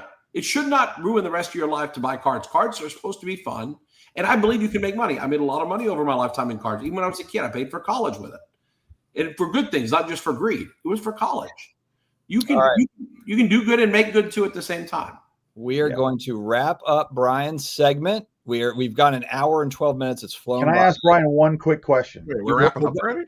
We're not for all of us, but we're going to take Brian's segment. I'm leaving. You guys can talk like I didn't know Brian had to go. No. Yeah, I don't have to go. No, I'm Brian, I need to know what was this big thing you're supposed to change in the hobby that you have been working on behind the scenes? I am consulting a major company on how to best tackle the future of this industry. I'm not allowed to announce yet. They'll announce it when the time comes. Come on, this has been. That's why I'm going to do it. I will tell you, for over 6 months, I have been doing this. Does it mean boosting the repack and breaking? No. It's about the industry as a whole. Someone that understands this industry from ground up, who's a collector, a store owner, a distributor. I was everything. I know what everyone feels in the food chain. The collector cannot feel abused when he opens a box of cards. The dealer cannot feel like they're not important. The internet retailer does serve a purpose. The retail brick and mortar serves a purpose. The streamer serves a purpose. How do we find this balance and make all of them happy? How do we make products that actually deliver better value to the consumer without crushing them on the price? I'm trying to be like a hobby CIO and a CHO in a sense, like a chief hobby officer. I want to be a voice of reason. Like we can fix some things that we've really effed up. Not that we've effed them up, but it's just evolved in a way where it's effed up. But I will say one thing that I know Neo's mentioned before, and I hope we have maybe Neo, maybe me and you should have the discussion at some point, the legal side of this whole thing. Well, what I wanted to ask you was, in the next 5 years, do you think breaks or repacks are regulated? No, I don't think they're regulated. I think what does happen is I think Whatnot tightens up the rules dramatically. At one point, they were going to force everyone to buy a third-party repack. I don't know if you knew that. And at first, the first list only had Leaf and Hit Parade on it. No other repacks were authorized by Whatnot. Then they've changed the rules because these guys had already built infrastructures around their own repack companies. But eventually, there has to be accountability. I don't care. It has to be accountability. If we say something's in that box and it's not, there has to be consequences. I'll tell you what shouldn't be legal. You shouldn't be able to have a 200 box run that you sell over 10 shows. And you say, oh, there's a $20,000 hit somewhere in these 200, but you only sell 12 on that show. You drag people along for a month. They don't know if it's in there or not until the very end when it suddenly comes up. If you say something's in the break, it better come out on that screen right then. You better not take the boxes off the screen so you can switch them around. That's bullshit. When you do the deck of cards, I'm watching you like a hawk. I'm a poker player. I'm one of the people who caught city breaks when they were like the guy pulled the second card from the bottom. Or VIP rips. He pulled like the second card from the bottom instead of the bottom. I caught it. And I put it on Twitter immediately. That's a scam. I'm watching how they shuffle the deck of cards to make sure they're not just shuffling the top and not the bottom. All these things have to be cleaned up. All right, Brian, we're counting on you because, as you said, you're a longtime hobbyist. You've seen it from every single angle. So I know that you hopefully you follow up. Oh, sorry. Are you like literally kicking him off, or can we keep asking him questions? I don't know what you're doing here. No, go through your questions, but then Brian, we're gonna move BG off and continue on. Yeah. You got more important people than me to talk to. No, we'll just I'm good. Hey, part two. Hey, part two. Part two. We'll have you back. Neo, I want to hear this. Go ahead, bud. Go ahead. Should they be regulated in the next 5 years? Not will they. So I'm switching the question up on you. Do you think repack/breaking should be regulated? Could it be regulated? Not could, should. Should it be regulated? I think people who are committing fraud should be prosecuted, and we should make some examples of scumbags. And I will testify when we find one. I will help point out the shit, and we'll straighten them out. I'll straighten them out because that can't happen. We've taken something that was not bad and we made it worse. Alcohol didn't have to be what it was, and then people abused it. We've taken things that were guns, there was a true purpose for them, and then we make them worse. We do this in our lives generally. Everything's to an excess, to an unhealthy point. We have to monitor, and as collectors, all the people in chat who are saying this is crap, this repack stuff, you know what we should do? Let's do something about it, guys. Let's watch the breaks. Let's add up the numbers, and then let's go on Twitter and say, you know what? That breaker's break last night, where they were crying about losing money the whole time, they made $7,888 on that break. This is the one place in the whole hobby. You don't know what Topps or Panini or Leaf or anyone pays for everything in their box, but you do know what the repackers paid. They paid 90 to 100%. But I'm not saying the hobby should self-regulate. Do you think actual regulation from the states or government should be in repack/breaking? No, I think local law. I think states or other law enforcement should prosecute people who do violate the law. If people break a law, commit fraud or whatever, we should do something about it. I don't think there's a need for legislation on this. Look, we can't even get legislation passed on important stuff in this country. You really think we're going to talk about trading cards? The only reason this law that you read about exists is there was actually some overzealous people that really got serious about the true grab bags back in the day. Jeff Novell, I don't know if you know this guy. He's a collector. He collects Philly stuff. He told me 9 years ago about this law. That's why in the early Leaf repacks, we put an extra card in the box that was a Leaf card, original content. Because then, even if no matter how you interpreted the law, you were buying original Leaf content. Just skirted the original. That's the cleanest way. Now, if you make a list, like I'll tell you, the person doing it the best is probably what Fanatics is trying to do. They're doing a 1,000-box run. They're listing every card, and every card is equally possible.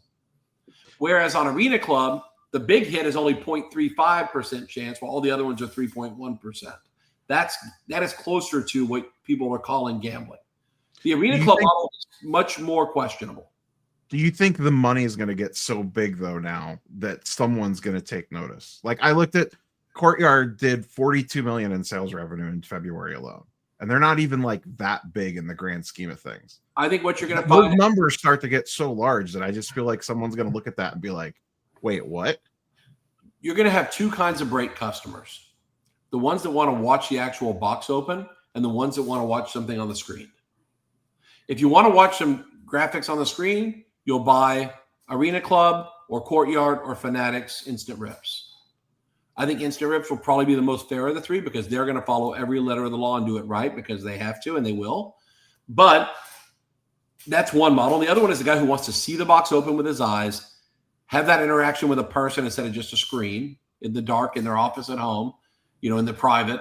They can have interaction with people, community, all those things, and they want to see a box opened. So I think the repack business as a whole will grow, but I think it's going to grow on the digital pack side more than the physical. I think the physical repack is about as big as it's going to get. I think you're actually going to see it get smaller, the number of people doing it, because I think eventually the rules are going to get snapped down and all the little guys are going to be gone. And some of the big guys are going to say it's not worth it anymore. Well, if the big guys are doing it, so I mean, if you could go onto a Courtyard or an InstaRips and rip a pack and immediately get an instant 90% buyback offer, and you don't have to touch anything, you don't have to mess with anything, just the ease of use is going to be so much better than me watching you rip a traditional box and then ship me the card and then I try to sell it and dealing with all that nonsense. There are some things that are good about that. But there's also some negatives. You're recognizing losses right away. First off, they have one of these machines with sports cards in the Plaza Hotel in Vegas. And I've heard the gaming regulator is looking at that machine. Because there's no checklist. There's that machine, it's worse. They give you an instant buyback offer. So then with the casino regulators, they said, should this machine have to have a gaming license? Because it not only do you put cash in, but it offers you immediately cash out. And they're saying, how is that different from a slot machine? There's a randomness and it kicks out cash right then. It's very interesting. And the gaming commission is looking at that machine. I was talking to Nat Turner, and we're like, this guy's got to quit doing this. This guy's an idiot. Why would he take a chance and put something in a casino like that and take huge risk, pissing off regulators for a machine that probably doesn't make that much money? It's silly. But with that being said, I do believe we have to control it. I think states, the thing is, if consumers complain and say this was unfair, this is illegal, whatever it is, when it's wrong, they will eventually listen. But when it's not wrong, I think we have to quit pocket watching and let people do what they do. I'll never tell people they can't smoke, drink, go to strip clubs, whatever they do. Doesn't mean it's for me. I don't do any of those things, but it's their money. Let them do it. Do you think you should have to be 18 to buy a no repack or a break? Yes. I think part of the issue is when you drink and smoke, it doesn't make my life more expensive in that world. Do you know what I mean? Like that's the whole issue. I think it just kills you when either they run into you or the secondhand smoke gets you, one way or the other. Everyone's personal rights will infringe on someone else. Listen, that was a hell of a stretch, Brian. When I go to a Brazilian steakhouse and they bring me meat, I eat more than the average guy. The other people are getting worse service because I keep eating the steak. So what my rights and privileges are going to infringe on people, so are yours and anyone else's. I think the reality is the people in chat, I challenge you to say, you know what? Don't just say you hate this. Go right now, go watch some of these, do the math, and you're going to be shocked. Some of these guys are not making money. They used to make money, but it's getting way tougher because there's too many people doing it. And they're not all fair. And the ones that are frauds need to be exposed. When they lie, they've got to be exposed. And Whatnot will boot people. They hate that. No profanity. They hate that. I talk to them every week about things that are wrong with the site. You shouldn't be able to PYT teams because then someone has an advantage if they happen to know what the box is. They could literally buy a team that they want, that they know the box it is if they had an insider there. You should never be allowed to PYT a team. Pick your team. It should never be PYT. It should always be random. Is the Whatnot real truly random? I don't believe it is. I don't think a random number generator operates that. I'm studying that right now. I do not believe the wheel is random, and I refuse to buy into breaks that use a wheel because I don't believe it's random. So again, we misunderstand. I argue for repacks because it's a part of this business that it's making it a better business, a better industry, and a place where what you own in your collection, if you ever give up on it, it's worth more today as a percentage of market value than it's ever been worth. And it will never be worth more than it is today. 90% is as good as it's going to get. And God forbid if something happens to any of us and if I have to liquidate my millions of dollars worth of cards, God, I pray I'm able to get at least 90% or 100%. Because if I only get 60 or 70%, someone's going to be in a bad mood. Steve, I feel like you have something to say. Well, no, like there's a comment down here. I mean, there's a reason why repackers are buying at top dollar. They wouldn't be buying 95% of comps if the money on the other side wasn't fairly lucrative. Yeah, I mean, I have a lot of stuff. I mean, I feel like each one of us have a lot of stuff that we could ask and say. And Dustin said he has to go right now. Yeah, but I just feel like we're all kind of like, and we all have different points. But something I wanted to address, but Brian talked about it so long ago that it's not even worth like bringing it back up. Like I couldn't ask at the time. So All right. Hit real quick, and I'll put it on my Twitter. I'll answer it for the whole world. okay, it wasn't. You had went back to talking about the entertainment side of it, where people buy in for the entertainment and whatever the entertainment value of it as opposed to the money value. But we had already stated earlier in the stream that that a higher percentage of people do it for the money.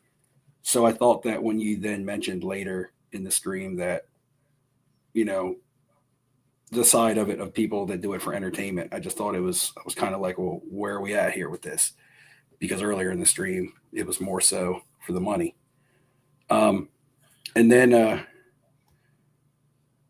there was something else. It'll pop in my head. If somebody else has got something, there was something else in my head, but I just kind of. I think I go back to the gap between what you pay and what it's worth. If there's a gap, if it's not entertainment and you don't enjoy it, you're doing the wrong thing. Either then you're a person who wants to pay to be abused. You know what those people are. They hire people to abuse them.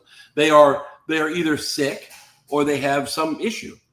People do this because they do like it. People right. Doing this. If they didn't, they wouldn't. But I'm going to say, with that being said, if you cut out the people that did it for the money and you just had the consumers that were doing it for enjoyment, your prices would either be slashed in half or the repack wouldn't have any legs to stand on. And I would argue the quality of products would be horrific from every company. That could be true as well. They saved a free fall. Right. And whether or not the products are being put out or shit or not, that doesn't negate the fact that the legs would be chopped out from underneath the repack if you didn't have the people that were in it chasing for the money. Same with the casino. I get it. I'm in that business. If we didn't have the people coming in that were coming to win, we would lose probably 75% of our clientele and our business would cease to exist. So, but when you buy a box of Game of Thrones and you don't pull Emilia Clarke and you get 3 losers, Conrad, whoever, whatever these people are, that sell for $3 on eBay. If you didn't enjoy it, you're not going to last long either. And what I'm going to tell you is, at the end of the day, the market will correct itself. If these things become boring and no fun, people will stop. They will. But I'm going to tell you from personal experience. More fun than sitting in a closet. You've actually talked a lot more of your personal experience than you have over the repacks as a whole, which is fair. But my personal experience, and this is me, so I'm not saying this applies to anybody else. If I want to open a wax, which I don't do much, but if I want to do it for enjoyment, I'm going to buy a cheap product because it doesn't matter to me if I get a hit that's worth money, because that's not why I'm opening it. Case in point, I had a death in the family a couple weeks ago, and I was like, you know what? It'd feel good to sit down and open a blaster. So I went to my Walmart and they had blasters. I know I'm not going to really hit anything in a blaster. And in fact, I bought WWE cards. I didn't even buy the basketball or the football. And I sat down with that blaster of cards and I just opened it, because I wanted to look at the designs and I just wanted to have fun opening a cheap box of cards because it made me feel good in that moment. It took a lot of shit off my mind that had been on my mind for that week. In that 10 minutes or 5 minutes it took me to rip that blaster, it took my mind somewhere else. And that's what a lot of people use this hobby for, to take their mind somewhere else.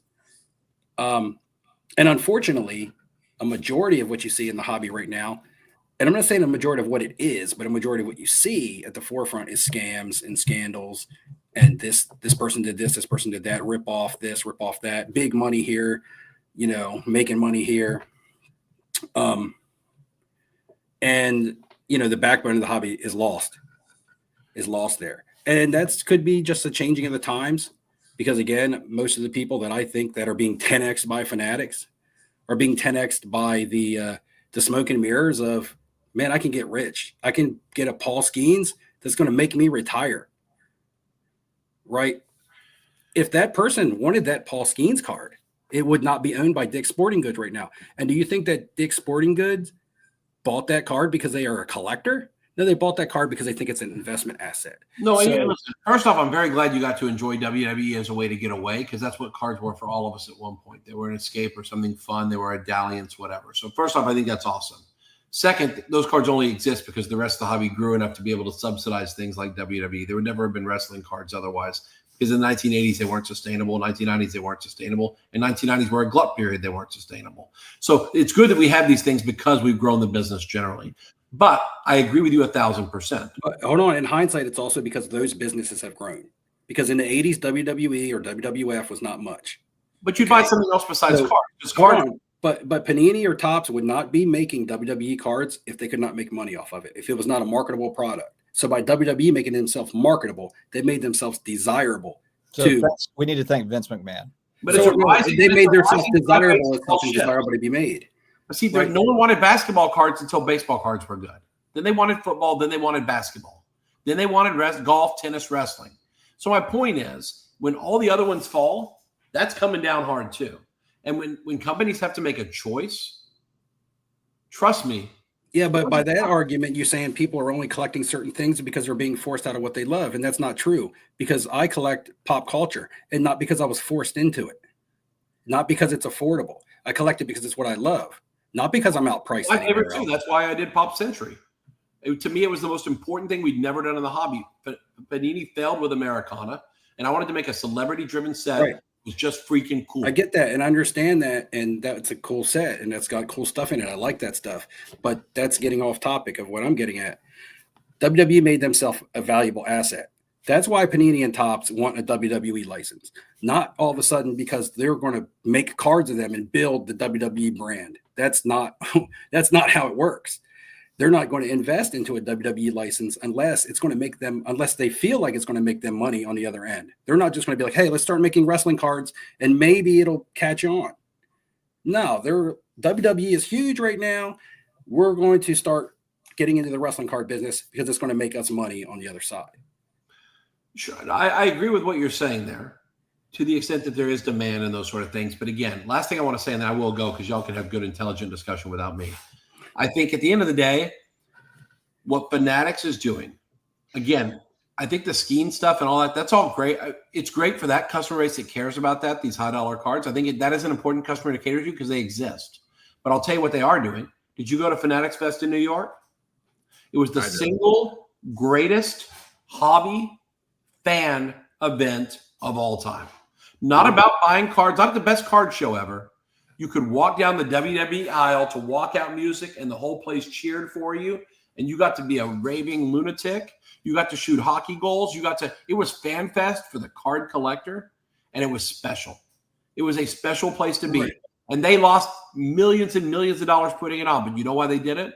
Because they want people who are general sports fans for once in their life to be exposed to a trading card. And if we're lucky, instead of giving it to them free at a stadium where they'll throw it on the ground or throw it away, we'll make them buy one. Because so it was an advertisement. That's why, partially, but that's why I made cards at Leaf. So it was an advertisement. You just described an advertisement to me. No, you have to expose people to things, sometimes to even know that they exist. Yeah, I know. You have no idea how little people know advertising. Cards are a big deal. But when it's it's a business. I'm not down in it. I made a card of Ed Sheeran. People bought that card that never, ever bought a card before because they liked Ed Sheeran. And that's cool. And so I think that's where Fanatics, they're going to hit on both cylinders. So the good news is, I think they're going to achieve what we all want them to achieve, but they're also going to achieve it in other areas where we're not as tickled, which is the high dollar, 1.5 million. So few people are playing in that zip code. It's just like a dream. It's right. like and even in a big event like the Fanatics Fest, not everybody, and in fact, a very small portion of people, whether or not they can afford it or get there, get the time off work, whatever, are going to be able to attend an event like that. That's the same thing as saying like Disney World has built a huge experience for people to come visit, but not everybody can go to Disney World. So again, it was a marketing thing for Fanatics. I don't think it was a customer appreciation. No, it's not. It's about exposing people to things to our industry. Our industry, unknown to 80% of people in this country, have never bought a trading card. 90% have never bought a trading card. Right. That's how you can 10x the hobby. If they could get the rights to Taylor Swift, and no one ever will, because I offered millions and millions of dollars. You understand, if they made a Taylor Swift card, 40% of the people in this country would be the addressable market for that trading card. Nothing even close. It would be the best-selling Topps Now card of all time. They would sell 1 million Topps Now cards of Taylor Swift. 1 million. Not 500,000, 300,000, 50,000. 1 million, 2 million, 4 million. And then what happens when we can get Billie Eilish? And what happens when we can get all these pop culture people that are so everybody loves them? The Wicked girls, Ariana, and this is the future. This is how we're going to grow this thing, because they will grow into people who will become at least like you, who say, hey, cards can be fun. And some of them will say cards can be fun at a higher price level, and some will think it's good at a lower level. So I think we have to pray that they're successful instead of hoping that they fall apart or do it. People who hate it or whatever, we should be praying that they're successful in growing this market. But in the meantime, repacks, the bottom line, until Whatnot does what they should do and start cutting some of these people out, we need to start policing it, finding the abuses, and telling Whatnot, these guys are lying on their stream. It's not okay. Stop it. And the hobby's shown when they put a backlash on someone, they can make things happen. Things have happened because hobby people have said something.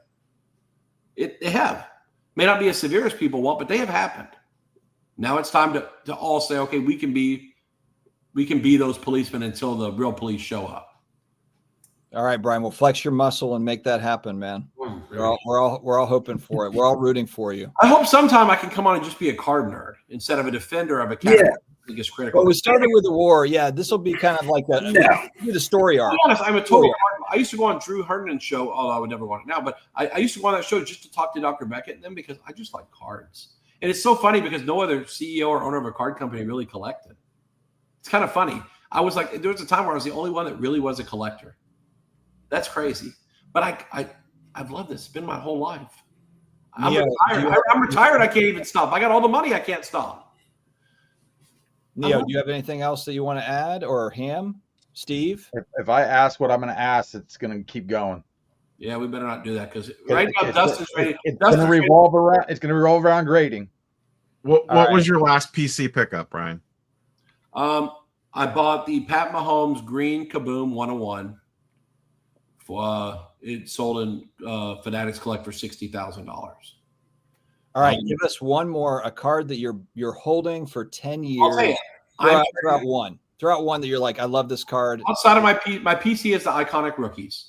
It's Jordan Mantle and real rookies. I bought that ugly Mantle that was on Twitter. I don't know if you saw it, the one with the hole punched in it for $16,000. I bought a Mantle with a hole punch. I love it because it was so loved. Like the card is what a hobby card should look like that was really around in the 1950s. That's why I bought it. It makes me have thoughts about the hobby that are pure and not corrupted. But besides those iconic cards, I am putting every penny of free dollars I have into green and gold kabooms. Really? Interesting. Because I believe they are the next precious metal gem. Panini loses basketball in 4 months. They lose football in just over a year. There's never going to be a licensed kaboom again. And what everyone says about these lawsuits, no matter what happens, Panini will never, ever have a license again, ever.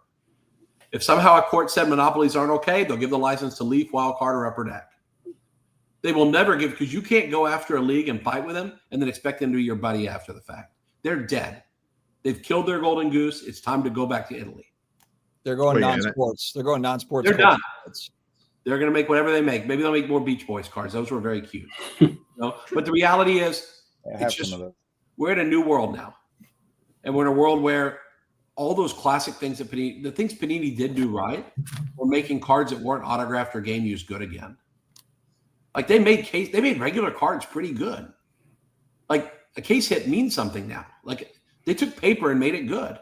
That's been very rare. So now I think as a collector / investor, that's the stuff I want because there's not going to be enough of it when everyone runs for the exits.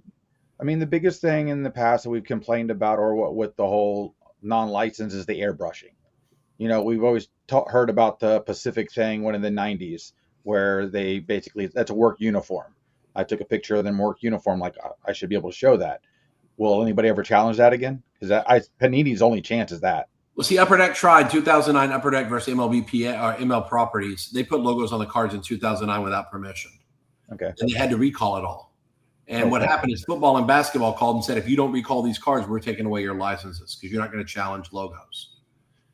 I mean, you know, that's someone could challenge it, but the reason I didn't, it's a $50 million, $100 million lawsuit. Yeah, now it is. Yeah, back in the day. Good with a $5 million. I was good with a $5 million lawsuit. Like Upper Deck was $3 to $5 million. I spent on Upper Deck's lawsuit with me. You know, I'm okay with $3 million, but I'm not spending $50 million. I work too hard to get money to give that kind of money away. Yeah. But it doesn't really matter. At the end of the day, Joe Montana's rookie has no logos. Walter Payton's rookie has no logos. They're airbrush. Joe Montana's Rookies Just Air bought a card. license. Boom! I love when people buy cards. That's good for the Just bought a card. Tune into my next video in 6 months to see it. 81 Topps Montana is not licensed. Think about that for a minute. One of the most iconic cards of all time is unlicensed. It's undervalued too. But it doesn't have any licensed counterparts. It could have. They were greedy. But it didn't. They were greedy. But I mean, it didn't. I'm just saying it didn't. It didn't. So when Leaf comes out, doesn't matter what the reason is. when Leaf comes out with DJ Lagway right now, and there's no Topps counterpart, his rookie card should be Leaf. It's the only rookie card. Why is it not a rookie card? Because it's unlicensed and there's no counterparts. It's just this whole business has become everyone argues for what's in their own interest. Yeah, I agree with that.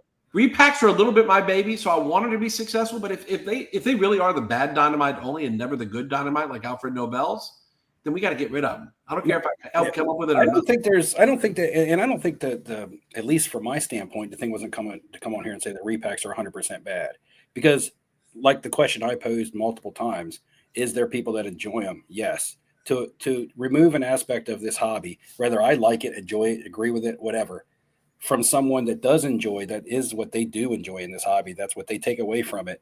For me to say, hey, cut that all together, wouldn't be fair to that group of people that enjoys that part of the hobby. I get that. What I'm saying is I just want things to be fair across the board. People do know going in most of the time that they're not going to win.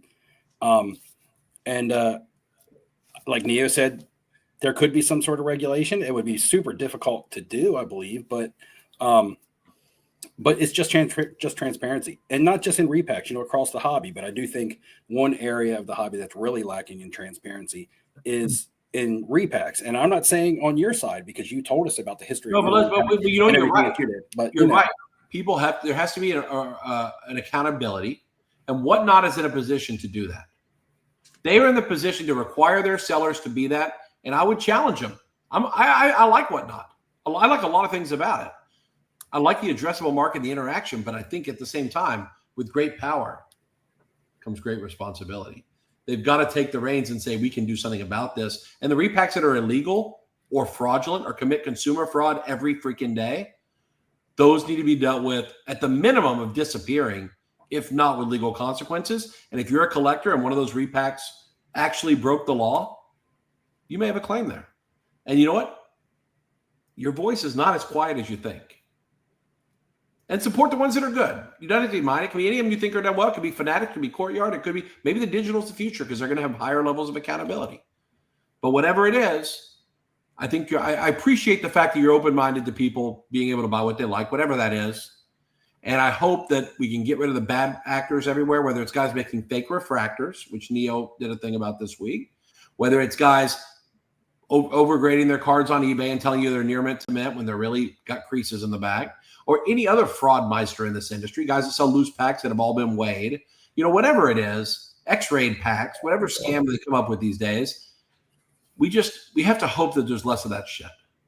I'm sorry, we just got to get rid of more of that shit. And we got to police it. And when we see something wrong, we got to call it out.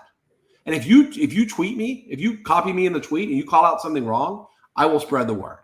And I'll say that's bullshit. And Whatnot does care. I have a call with them every week where I tell them every week things that I think could be illegal or wrong. Because there are things that are happening in breaks that I'm not sure are legal. There are some. Some people are doing it right and some people are doing it wrong. And I'm not going to tell everyone what's right and wrong because it's not my job to be the whistleblower and get people's livelihoods destroyed. But I will tell you, there are lawyers looking at who's doing it right and who's doing it wrong as we speak. Some very prominent hobby lawyers look at these things, if you can figure that little tip out. People are watching this. We know. All right. So And I just think so far when it's come to having a backbone, at least when it comes to people that are really going to affect the bottom line of Whatnot, they haven't shown much of it, of a backbone, that is. And right now, that's the experience that we have to go off of. So until they make some changes or show us that they actually are going to hold people accountable, how can we put any faith into? I do agree. I do agree. We haven't really seen it with the high-profile guys. We've seen some slaps on the wrist, some 3-day suspensions.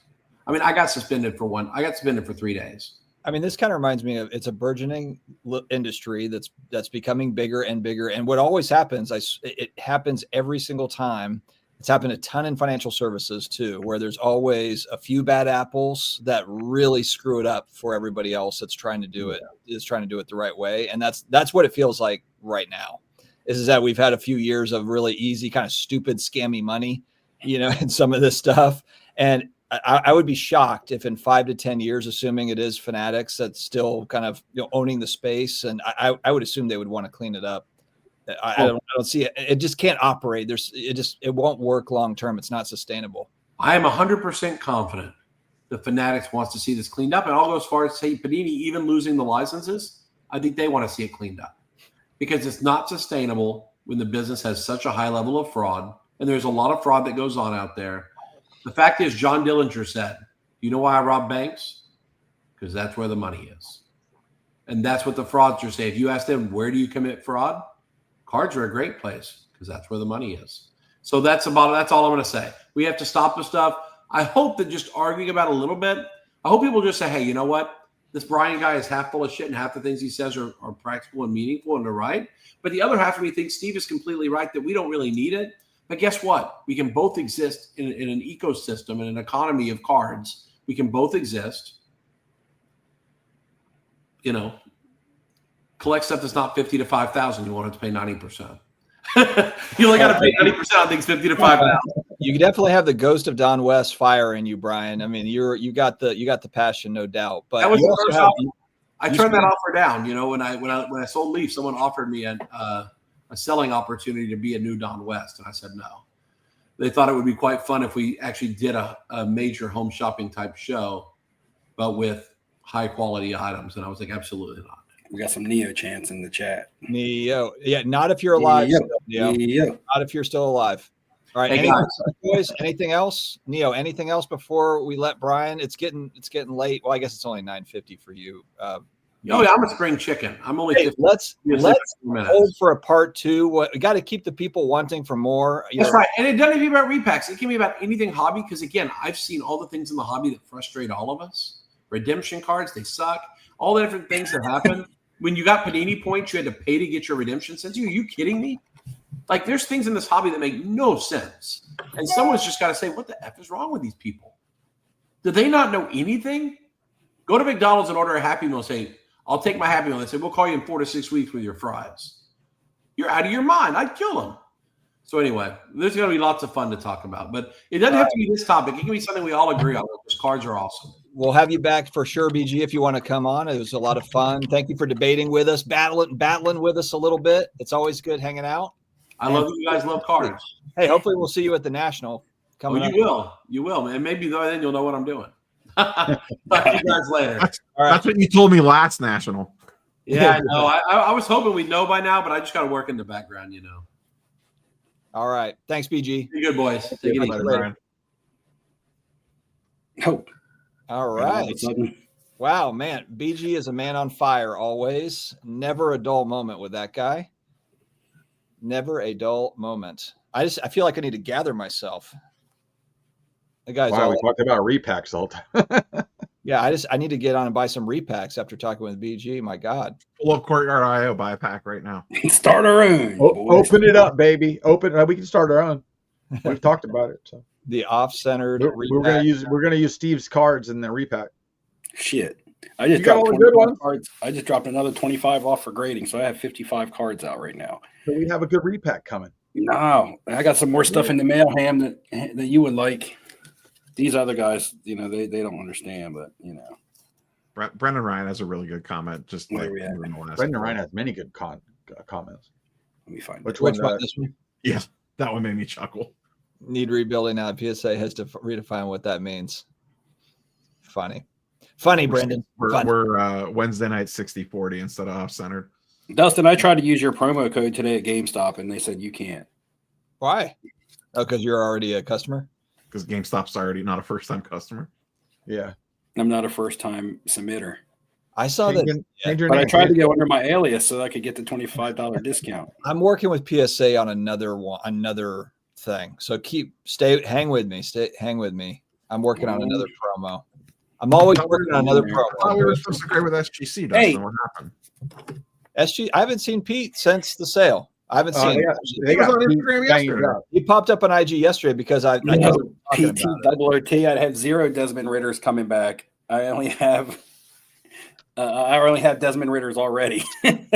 Yeah, Pete's locked up like Sloth and Goonies, and they throw him a Baby Ruth. every Why once did in a while. Cam B say scamming Steve? What's that mean? Am I scamming somebody? Isn't No, it Cam? that's Cam anyway. Cam's it. Isn't it He's doing Cam? repack right now. That's Mr. Repack. Oh, that's what he's talking about. He's talking about if I did a repack, it'd be scamming Steve instead of flipping Steve. I guess that's what it's getting at. Yeah. did pick By the up way, another this one is, of those by the way, this is, eternal this is the guy that won our national giveaway, Steve's national giveaway last year. So it's funny. I woke up this morning and I said to my wife, I was like, I have to drop off another submission at GameStop. And she was like, well, I just heard that GameStop is about to close a whole bunch of stores. So you better be careful dropping your cards off at GameStop. I then go over to YouTube, and the first video in my algorithm is Neo talking about the money that GameStop has made off of the collectibles thing. And I'm kind of like, okay, so who am I going with here? They are closing stores. She's not My wrong. wife telling me that they're closing down, and maybe I should be careful taking my cards there. Or They're Neo closing telling the me ones that that aren't they're about to making become money. fully that they're probably going to become fully collectible soon and shy I'm away thinking from about the buying- I'm games. thinking about buying some GameStop stock at this point. My they're- GameStop or the GameStop I went to today did have secondary market wax in there. Yep. You're just switching their model up. They're just going with what's hot. What's crazy is, didn't GameStop say they've graded 1 million cards? Not quite yet, but close. And PSA graded 1 million cards from 1990 to 2000. And GameStop's already done that number. Right. And this is some stuff that I got. So I went to a different GameStop for my 30 card submission. And when I took that one in there, the guy was like, man, this is the biggest submission we've ever done. We usually get in somewhere. Yeah, well, that between- store's probably closing. Right. He said we normally get one to 10 cards, and mostly they're TCG. And mine was a 30 card order. Today I went in with 25, and the guy was kind of like, oh, this is just a normal size order. And this was at a different store, but he was like, the sports card guys come in with larger orders. He said he's done a 125 card order for a sports card guy before. He said they do get a lot of Pokemon and TCG, but most of that is smaller 1 to 5 card orders. But when the guys come in with sports cards, they're usually like mine, like 25 and up. But they have more people that do the TCG and the Pokemon than they do sports cards. They're getting about 90% TCG through GameStop. Yeah, that makes sense. Yeah. Man, the TCG world on That would be fire. GameStop's been up for about 5 months with PSA, so they're basically doing like 200,000 a month through GameStop. Simon's asking, why are you doing it through GameStop and just not direct? Steve. Because it's a lot of work, and it's cheaper. It's cheaper for me to go through GameStop because they don't charge me shipping or anything. I personally think they grade them faster too. There's no shipping for me to send them out, and no shipping for me, no return shipping for me either. It's just their fee, which might be an extra $1 a card. So if I do 25 cards myself, I'm going to pay $1. It might be about the same price. If anything, it's $1 less if I do it myself, but then I'm doing all of the work, and I'm paying for insured shipping outbound, and I'm paying for my insured shipping inbound. If I go to GameStop, I don't have to pay any of the shipping out, which is going to be well over the amount of money that I pay extra for them to submit my cards. If I do 50 cards, it would be $50 extra if it's $1 more per card. I'm still going to save that on my shipping, and I don't have to do the work. How long did it take you to do the 25 cards this time when you went in there? They just have Like to for take them to photos of all of it. Okay. So they lay them out like 8 cards at a time. That's how big their platform is. And then they take a photo of them, and then they flip them over. They take a photo of them again, and then they put a UPC sticker on the back of all of the card savers so that they can scan them in and charge you for them. And then they take a photo of them again. Yeah. No, Mike they Pettit shouldn't have a sent a bunch of GameStop cards sponsorship. in to get Just 'cause re-folded. Just because I take my cards to GameStop to submit, this is only the second time I've done it. Doesn't mean that I should have a GameStop sponsorship, because I'm not saying, I don't even know how the experience is going to be. They might screw my order up. Well, I'm sure we'll get some nightmares Hope out of not. GameStop as we move forward. Not you, but other people. Oh, K-Mix says his does his each card individually. That would take forever. That's what I've heard. That's why I asked how they do it. I think it's based on the person doing it. Well, both of mine have done. Market, maybe. Yeah, both of the ones that I did, they did it the same way where they have a little mat and they fit how many cards they can put on there. Bob Booz, I'll have to rewatch this stream closely at 0.5 speed so I can have a chance at Steve's trivia contest. I don't think I'll hit any trivia from this one. Yeah, BG did most of the talking here. Like we thought that was going to happen, but he's a spin doctor, man. He's a spin doctor. He spun right out. He's got some spin moves. Spun right out of some of my questions, but entertaining dude for sure. Oh yeah, entertaining guy. Yeah, I have a whole bunch of stuff I'd like to get his opinion on at least, but that'd be a whole nother 2 or 3 hours in a show. Yeah, I feel like each one of us had questions we could ask, and I feel like they were all different. I don't feel like any of us had the same. Well, I have a set of questions we were going to ask. So I watched a few videos that he had done prior, the most recent ones that he'd done, just to get some stuff if we needed to bring stuff up specifically, but would still be decent questions to ask based on what his knowledge or theory that he's got from the hobby, because he does have a lot of experience. He's been doing WWE, like cutting promos. Let's see who's got balls. Come join Big Brian on the debate stage. Who's up? I'm ready. How many takes did he get that in? I want to see him with face paint on now. PTWT has a quick hold on. This was us trying to deal with BG. You want answers? I think I'm entitled. You want answers? I want the truth. You can't handle the truth. That was basically the first 2 hours of the stream.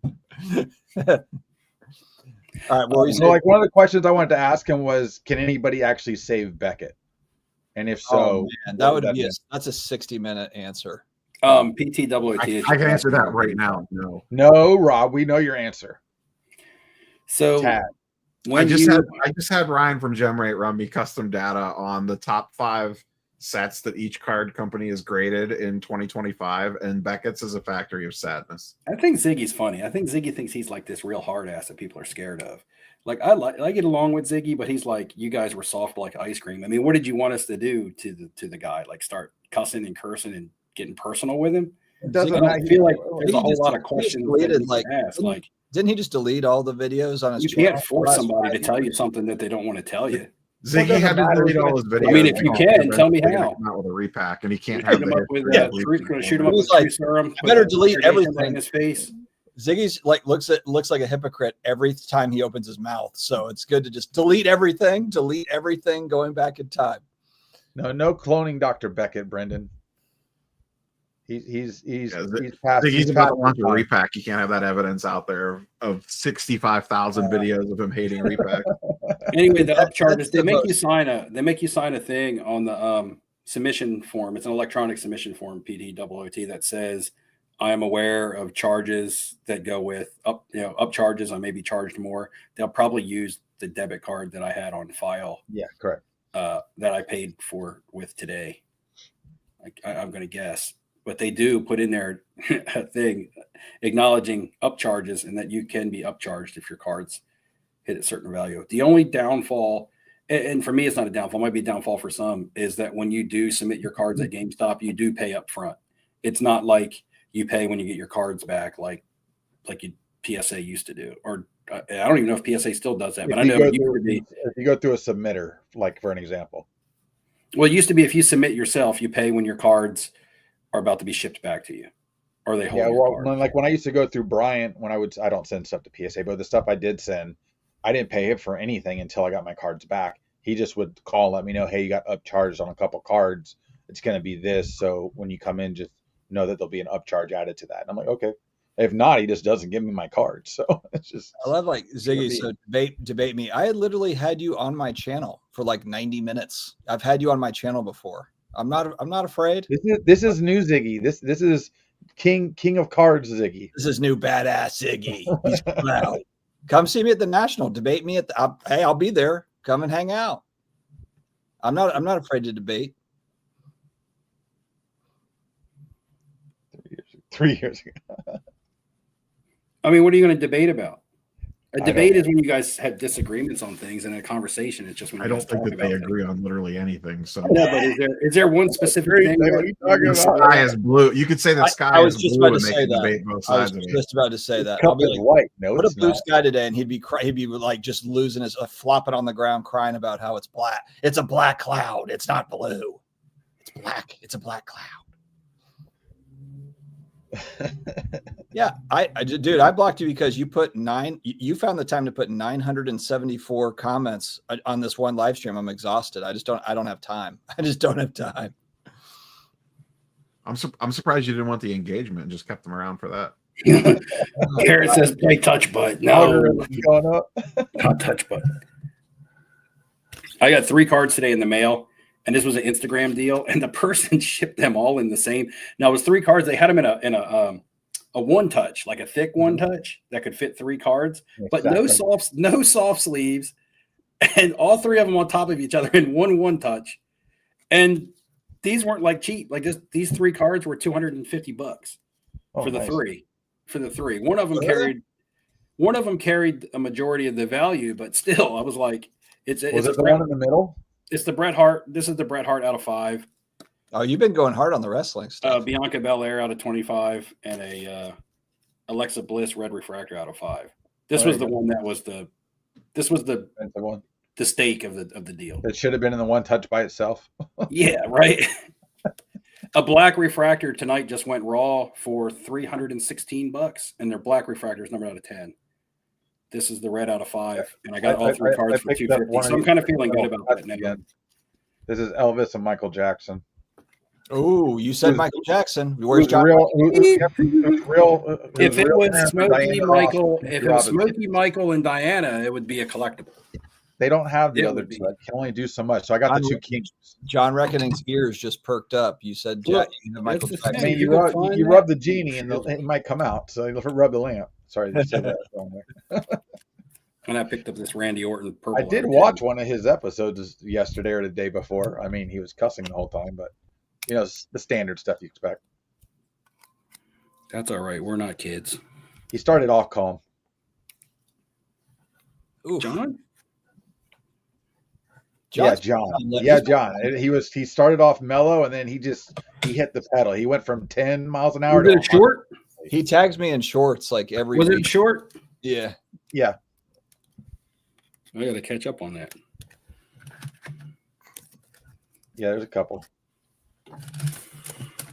All right. Yeah, I shot a bunch of B-roll for a video today. We got a Steve. I got a video done. Done. It just got finished. When is it dropping? It got finished at like noon today, so I don't like to upload. I like to upload at 9 a.m. So it'll probably upload tomorrow. Because I'm going to wrap it up while I'm going to the gym tonight after the live stream. Look at you firing off of the gym at midnight. It's best to work out at night. You don't got to fight over the equipment. That and you go to sleep better. Yeah, like I can Planet Fitness or a Crunch or something. Yeah, I can go quicker. At Planet Fitness tonight, on some days, on days that I work out at the casino gym because there's a gym on the second floor of the office buildings. It's actually right around the corner from my office. I hear like weights and shit slamming in there when I'm trying to work sometimes. But if I have to work earlier in the evening, like 6 p.m., then I go into work around 4 p.m. and work out and then shower and stuff in the locker room and work, then go to work. If it's a day like today, I'll go later to Planet Fitness because I can go back and forth between muscle groups instead of having like a minute of downtime between my sets. I can do a set of something else because the machines aren't taking up. So if I'm doing biceps and back, I can do curls and then I can go do some lat pulls and curls and lat pulls as opposed to doing all my curls and then going to do my lat backs pulls. And biceps and tries. Have all that downtime. Anyway, this is not a fitness channel. I am not buff. I'm just trying to be healthy. We're not the hobby box. The hobby box went all fitness, dude. So here's this. So I talked to Boris this weekend. Boris is 50-50 about coming on in the future. Get Boris on. I probably still have his phone number. I should look him up. He had a cameo in my video from the card show. I did sell him actually some Pokemon. He's still going to card shows, right? He does one a month right now, and he's usually at the St. Pete show. But he mainly deals TCG now. I would like to. That'd be fun to have Boris on just to talk about old times. I'm loosening him up slowly. Kyle says Neo make a video about how poorly Fanatics makes their cards, and down at 11.5, I think he follows it up with horrible quality control. Called them out. I would say that I've been buying a lot. Like I said, I just sent 55 cards off to grading within the last 2 weeks, and I've already started to build another stack. Like I said, I have 4 more cards come in today, and probably 3 more downstairs in my stack that I've started. Out of everything that I've evaluated, and it's risky to buy online raw cards because sometimes you can't see certain blemishes. Out of those 55 cards that I sent in, I evaluated 57. So only 2 of the cards that I evaluated didn't make the cut. Oh, that's going to be a good reveal. Yeah. So, and I'm pretty hard on my own cards. So, and I've done well, to be fair. But to be fair, that's about split. Some of that is a lot of Topps Chrome stuff, and some of it is some Panini Select and Panini Prism stuff. I will say the Panini Select in the WWE has been the most iffy. Select NFL, all NFL Select that I've gotten from 2023, raw has looked really good. Like the Bryce Youngs and CJ Strouds and stuff. Those have all I haven't bought a card yet that I've gotten in the mail and been disappointed with. Even Today was a Topps Chrome. That one looked good. Today was a Topps Chrome Stone Cold Steve Austin, numbered out of 13. It was a refractor that had surface dimples on it. So that would have been a Topps Fanatics product. And the other one that I took out was was an older card. It was a Topps Finest from like 2021. So that would have been pre. And it was a black refractor of Jey Uso, numbered out of 10. But it had a corner issue. And I think that corner issue was more so from being handled as opposed to manufacturer defect. Maybe I've just been lucky though. I thought that the Sapphire version of wrestling it doesn't do anything for me versus just the regular Chrome version. Like they didn't do enough to it to make it. They didn't really change it. They just probably added different colors to it. Yeah. But yeah, I've been lucky. And I mean, this time last year I was buying lots of raw cards, and I don't know. Maybe I just do. Maybe it's part luck, and maybe it's part of when I look over the scans. Or I also think a lot less people aren't trying to grade that are ending up with this stuff, because a lot of these people hit this stuff in breaks anyway. It could also be what I'm buying, because not a lot of people buy WWE and grade it. That's why. I mean, the stuff I follow on WWE, it's got 20, 30, 40 bids. Somebody's doing it.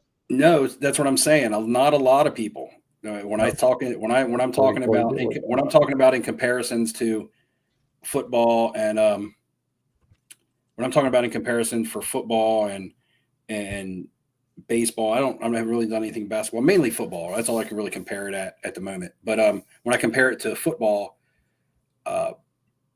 there's a lot less people. And that's because the demand for WWE isn't as high either. But if that demand was to peak a little bit for graded WWE, there's not a lot of sellers out there. That's why you can actually find really good raw cards, because people aren't, what do you say, going over them to be like, is this gradable? They're just selling them raw. Where if you get a good football card, they're going to look at it and be like, can I grade this? Nope, I can't grade it. Off to consignment or off to eBay. So I believe I believe you can find more grade quality cards in the WWE stuff right now than you can football. Long story short, I already made a long story long, or short story long, but you know what I'm saying. Good stuff, boys. We're over 2 hours, 2 hours and 10 minutes, 11:10 Eastern. I got to hit the sack. So I think that we did good tonight. We got BG on for part 1. We'll have him on again, along with the Hobby Box and Comeback Card Investor. This just a matter of time before Brad shoots on here. And there'll be others, I'm sure of it. Sasha T, we'll have a few others probably pop on. Just give us a little bit of time. Any last words, final words, Hambone, Neo? No, I go to Scotland on Sunday, and so the next off center I might pop in, I may not, because it'll be like 3 in the morning. There I might pull a Steve, look for a prostitute in the morning. I'm saying, use some Scottish hookers. What's going on with that? That would be must see TV. So make it happen, Ham. I'll be out there. Are you a hooker? Are you a hooker? And then I get arrested just because I'm trying to interview a hooker. Yeah. I'll be trying to go live from Peru in a month with you guys. All right. That makes it better. And then in a few months I'll be in Italy and Iceland. Yeah. So yeah, and actually, yeah. So I might have to do the same thing. Cool. Yeah, they're supposed to have a big card shop over there in Edinburgh, so 15 minutes from where I'm staying. Your wife is going to be like, why the hell are we at a card shop? She's already said she's 100% okay with it. She's there for Harry Potter anyway. So I don't know if there'll be card shops in Peru. Okay. There might be. No, there's no card shops in Peru. Lima's a pretty big city and it's pretty modernized. Neo's probably going to 3 card shows this weekend, like usual. Probably. All right, guys. Thanks very much for joining for another episode. We'll be back in 2 weeks. Have a good rest of your week. Deal. See ya. See ya.